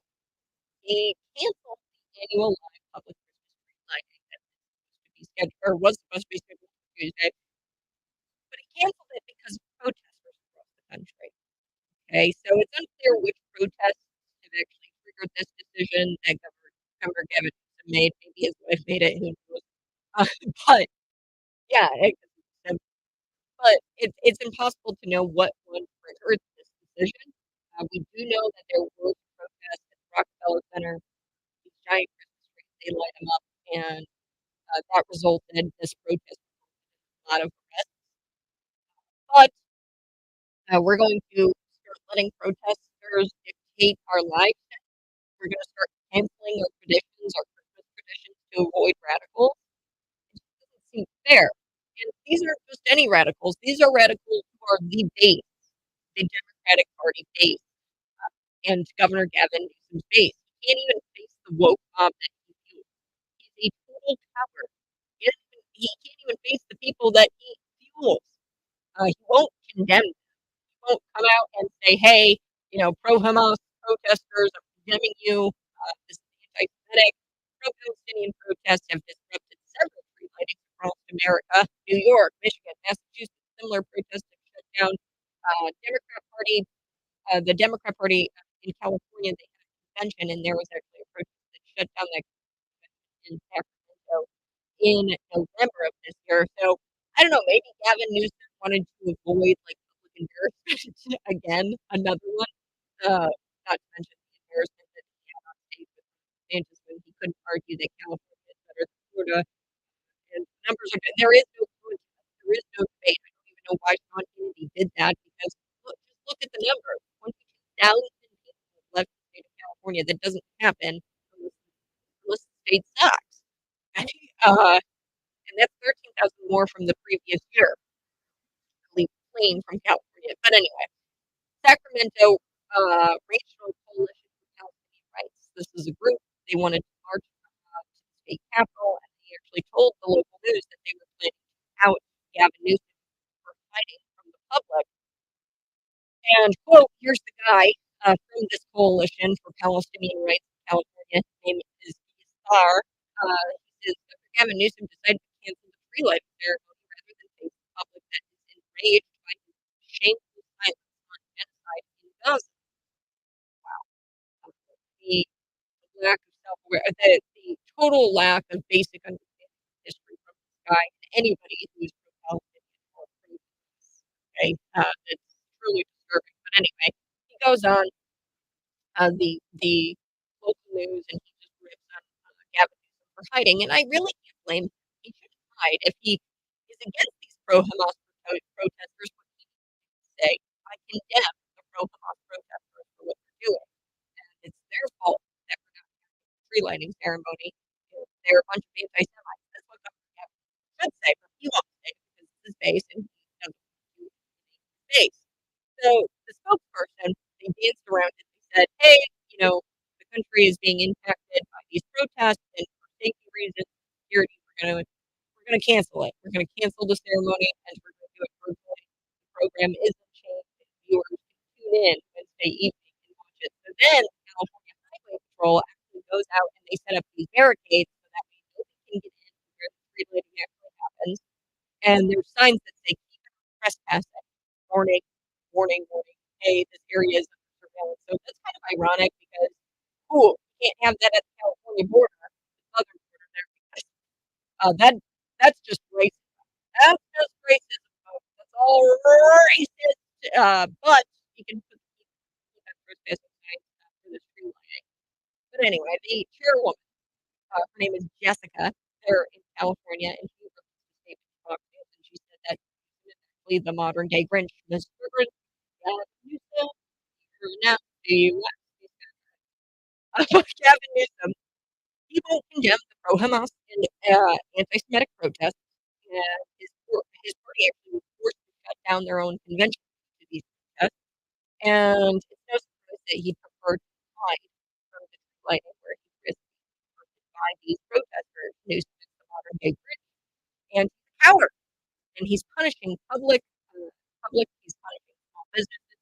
Plan to celebrate these things every year.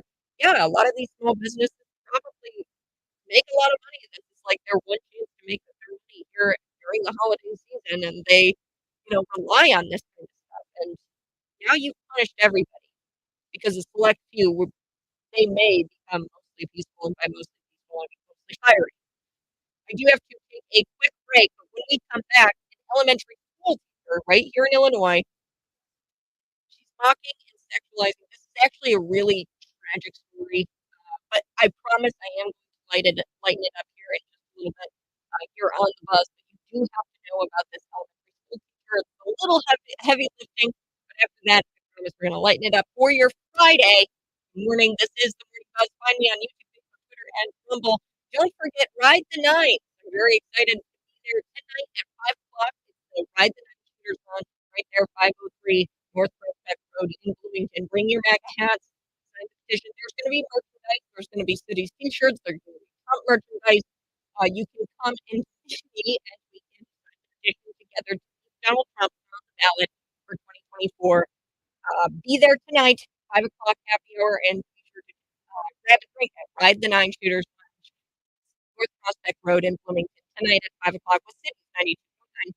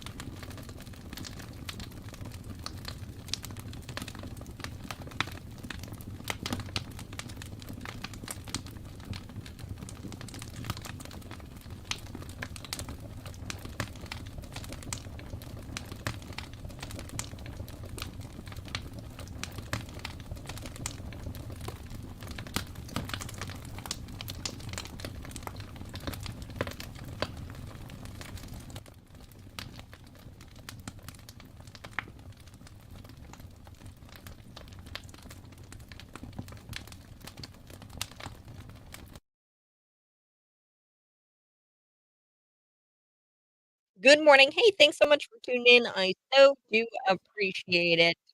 Here we go. I am morning kiddo.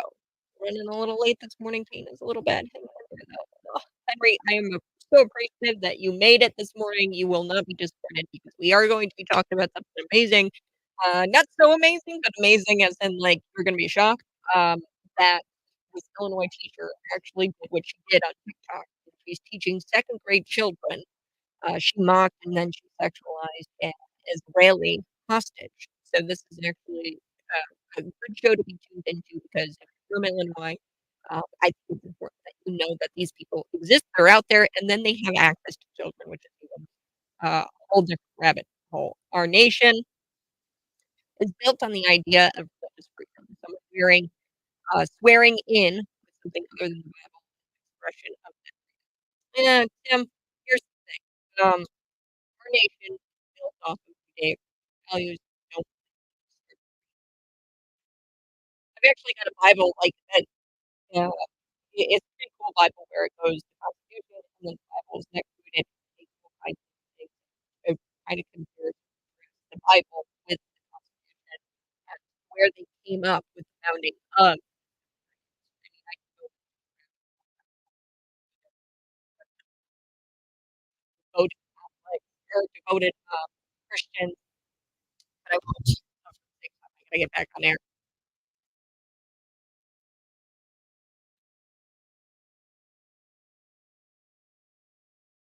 Good morning.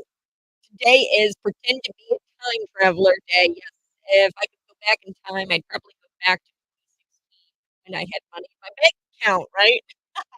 If I could travel back in time or forward to any period, where would you go and why? Actually, I've thought about this question a lot. Hey, what time period would I want to live in if I could go back in time? I'd actually want to go back when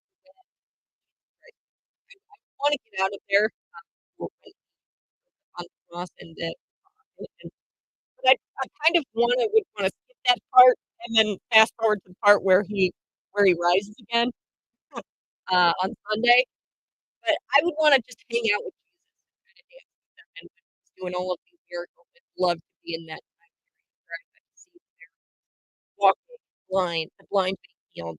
That would be amazing. Or if I could fast forward in time, the rapture. I think I'd be really excited to, fast forward in time when, when Christ dies and we're going to be taken out of here in the rapture. Jesus is gonna come back a second time. This time he's gonna come back on back horse and he's going to he's gonna save us from this world that we're in. So I fast forward to that time or fast forward to the time when he was here, doing all the healings and performing miracles. So do you feel like you were born in the wrong era? Yes, I do feel like I am born in the wrong era. I would also probably would love to be in the 50s. I just love clothes. I have a fascination with cars. I think it's a pretty cool era. And then I have a question also for you, being that today is time travel day. Would you go back and change anything about your life? Good. No, I wouldn't. I think everything kind of happens for a reason, and it builds you as a person. And I just wouldn't change anything. I wouldn't change anything about my life up to this point. But today is also National Christmas Tree Day. It's a great day to go get your tree, but don't go into the store uh, and leave your Christmas tree on the roof because we know it possibly gets stolen. That actually happened to a guy in California, which is a little hilarious story because the guy's name is actually Steve. This happened this week. He goes into the store real quick, and then his Christmas tree is stolen. It's all caught on video. And somebody just comes by, takes the tree off the roof. There's tons of trees. For some odd reason, he stopped at this one car that had the tree on top. So I don't know if it's safe necessarily to go into the store while you got a Christmas tree on the top of your roof. I do the fake tree. I do like the smell of the real tree, but the fake trees are just so much easier. And they're just so much easier and cost effective. And you don't have to hook 'em up. I have a free tree. Dave Paul Blumenstein joining me here in studio. David, real tree or fake tree? What one do you Oh, okay? yeah, You're one of those. you gotta have one of those Fraser firs, Douglas firs. Mm. I like the Kevin. white pine. I like those too, but not as much as the Fraser firs because they smell, that orange citrus, Christmas pine scent, air. No, nothing like it. No, I do real trees every year. Real trees every year. Huh. Every year. Interesting. Well, sometimes my mom tree. Yeah. Since I moved out, I just bring that fake tree, little fake tree.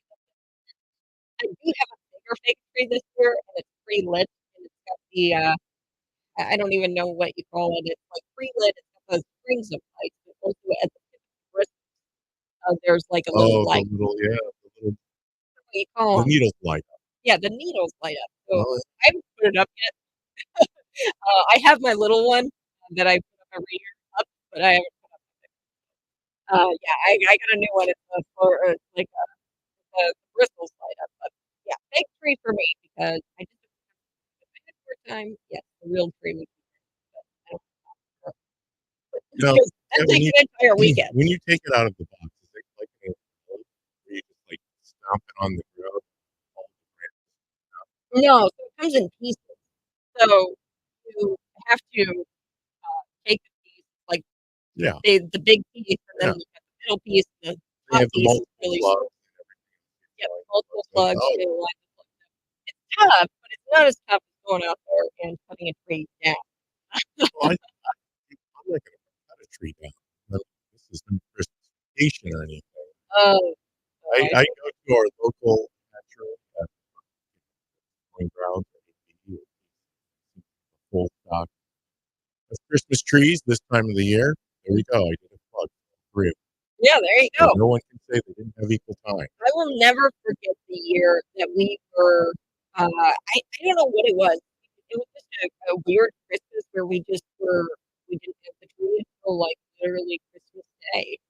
We just didn't get around to decorating the house that year. I don't know what was going on, but we were looking around at all the department stores. Like, Lowe's, Yeah. we were looking And they around. carry trees too. Yeah, Yeah. the larger box. Well, and that was the only year that we actually went to a large box store. Like, I think we went to that part. Now, Kat, some people, some families, they don't put their tree up until Christmas. Yeah, You know what that is?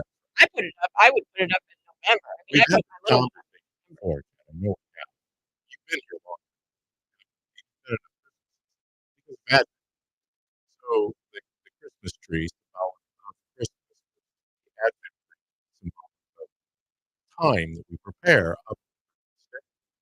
So a lot of families won't put a Christmas tree up until Christmas Eve, or maybe even the day before Christmas Eve. But they definitely won't light it until Christmas. Oh, Yeah, believe it or not, that's a actually, tradition. Yes, because technically speaking, in modern America, Christmas ends on Christmas Day. In fact, some people are pulling their tree out of the house on Christmas afternoon, throwing it in the curb.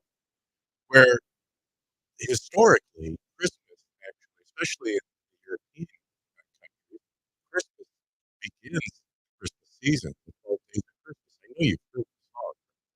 You want me to sing it to you? Days of On Christmas. the first Yeah, day that's of Christmas. You don't start with the 12th day. oh, the First day of Christmas. Partridge. Well, what's up with all the birds? And then, like, whoever was giving me all of these gifts of birds, I'd be pretty peeved off because I'm like, whoa, stop with the birds. You only get one, what is it, 5 gold rings? I'd get down with that. So, a gift besides the birds would be great. Yeah. So, Kat, I think that you have to research the song itself. It's just like Joy to the World, right? Or found at church service Yeah. that wasn't necessarily about the first rebirth, right? The second coming of Christ to the world, rather than the first coming of Christ.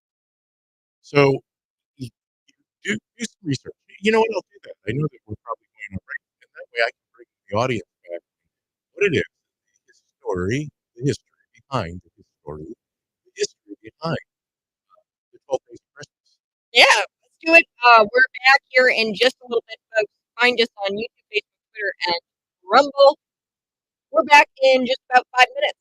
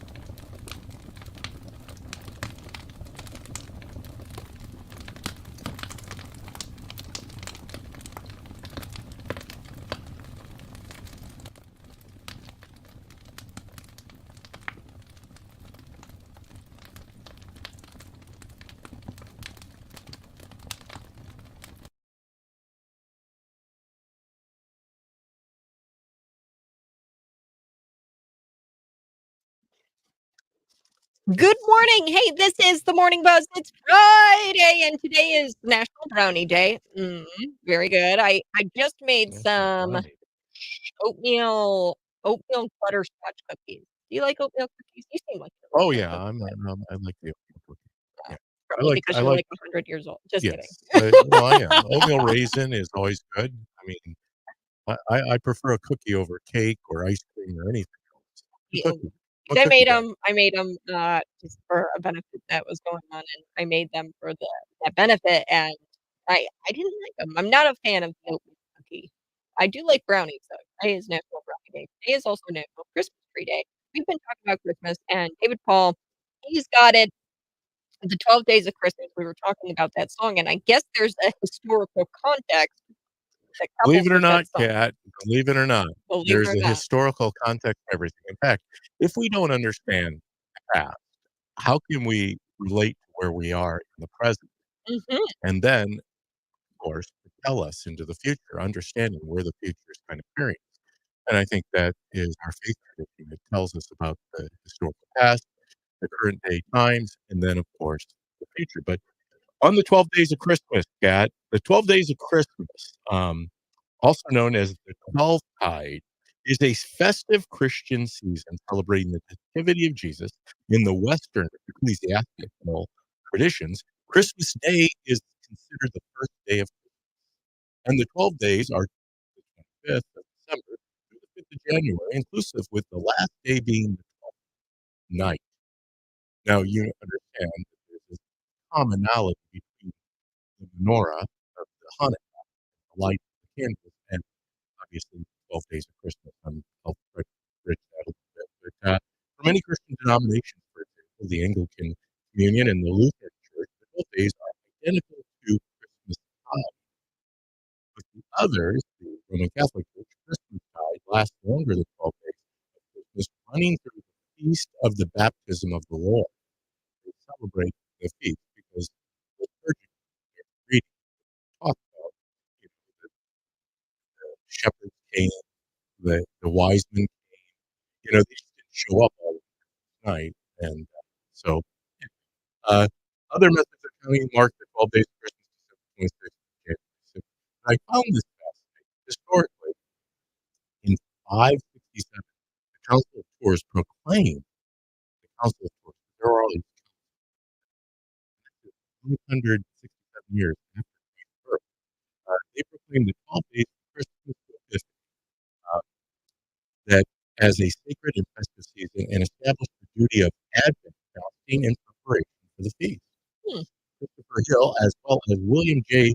Fitterton, states that this was done to order to solve the administrative problem for the Roman Empire as it tried to coordinate the solar Julian calendar with the lunar of its provinces in the East.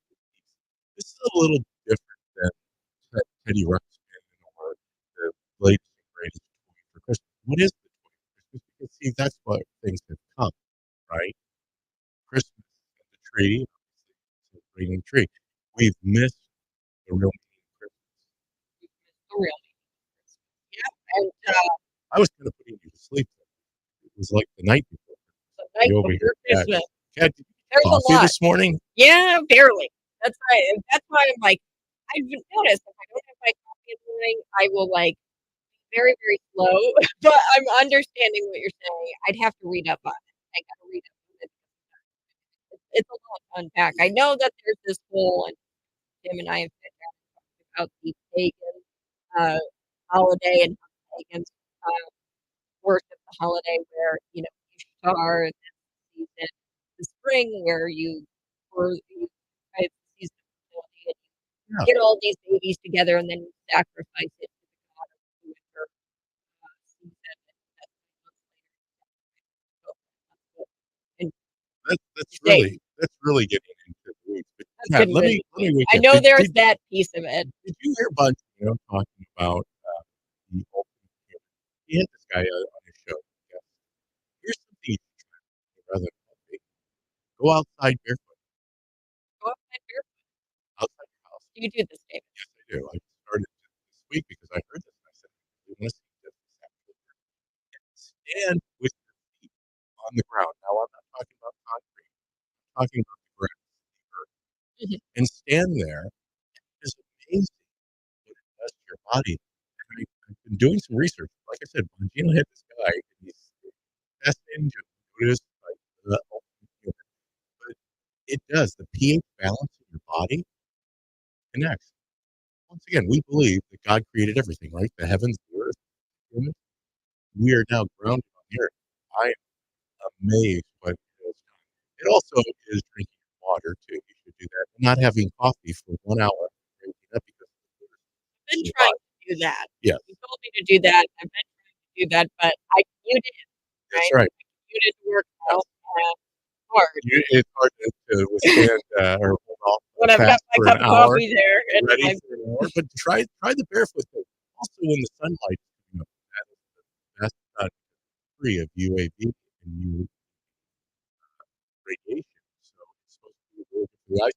And of course, cold water, cold food therapy, and all that about how that takes the body to the extreme levels. But so many things that you can do to create that's health. what my brother's been doing. He's been doing cold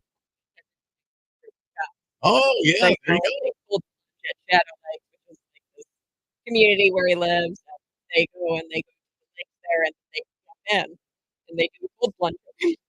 It's supposed to be the most amazing thing for your body. I do the cold shower. Yeah. All right, folks, we're going to be back wrapping up the show. Wow.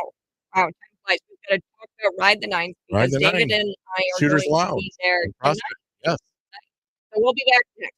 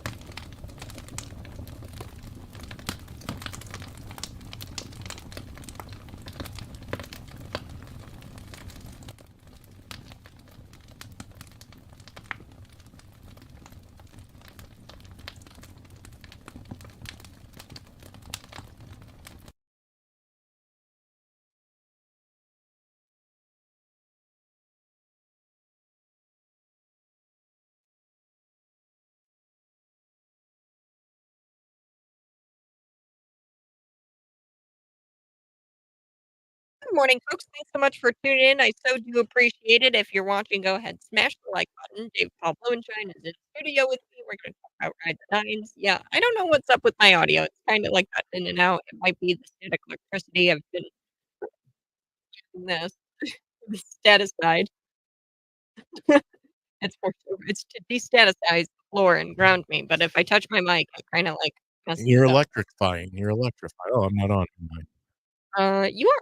Am I on? A little button. Oh, Yeah, my great. little button's on over here. It doesn't matter.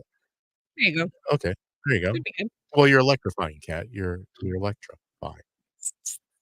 But yes, we're That's gonna like be back grease. talking a little bit about Ride the Nines, and then also I do want to be sure I inform you guys about the my teacher. Real quick story.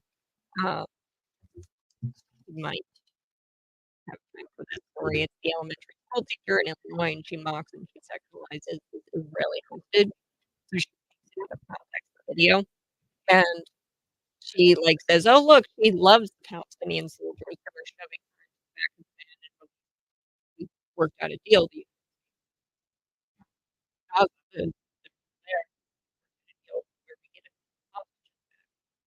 Now they shove her into a van and she's like smiling and waving at people, or Mm. at people shove her in.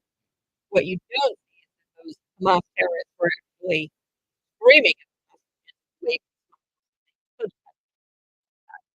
And she's clearly drugged, like in the video. It's like that's not what she wanted to do. You know what I mean? Here we go. Good morning. Hey, this is the Morning Buzz. Thanks so much for tuning in. I so do appreciate it. We're going to be out at Ride the Nine Shooters Lounge, and I'm so excited. Prospect Avenue. Tell us what we're going to be doing there, David. Well, Kat, tonight is we're continuing to push towards the petition drive for President Donald J. Trump and the delegates of the 17th and 16th congressional districts, which encompass McLean County. And we're gathering petitions because unlike congressmen and state or and U.S. senators, those are state-run elections. This is a federal election. There is only one office that is elected on a national basis on all 50 states.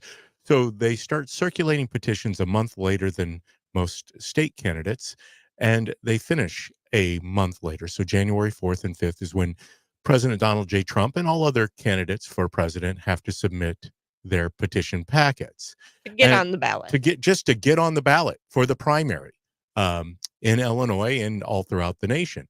So we're going to be out there at Ride the Nine. We've got a few little Trump memorabilia pieces that we're going to hand out. We're going to do a couple drawings. We've got some Cities 92.9 t-shirts that we'll be giving away, but we're just going to gather with Trump supporters. We know they're out there. So would you because say everybody's, it's like a Trump rally at Ride the Nines? It is. Well, it is a Trump rally at Ride the Nine. We just don't have the man there, right? Man. We don't have the. I'll do my best impression. That's we can do that. Or the big guy. No, he's not the big guy. That's the other guy. No, that's Joe. That's Joe. Yeah. That's not Donald.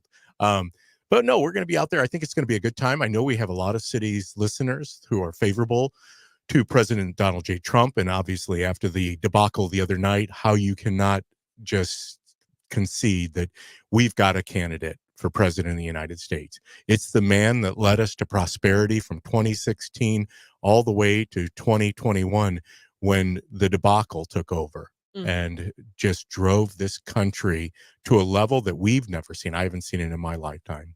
Yeah. Even Jimmy Carter didn't. Let me ask you this, David. When we're at Ride the Nines, is there going to be a petition there to keep Donald Trump on the ballot? We see that Colorado, a couple of other states have been trying to toss Donald off of the ballot because he caused an insurrection. Blah, we know that's not true.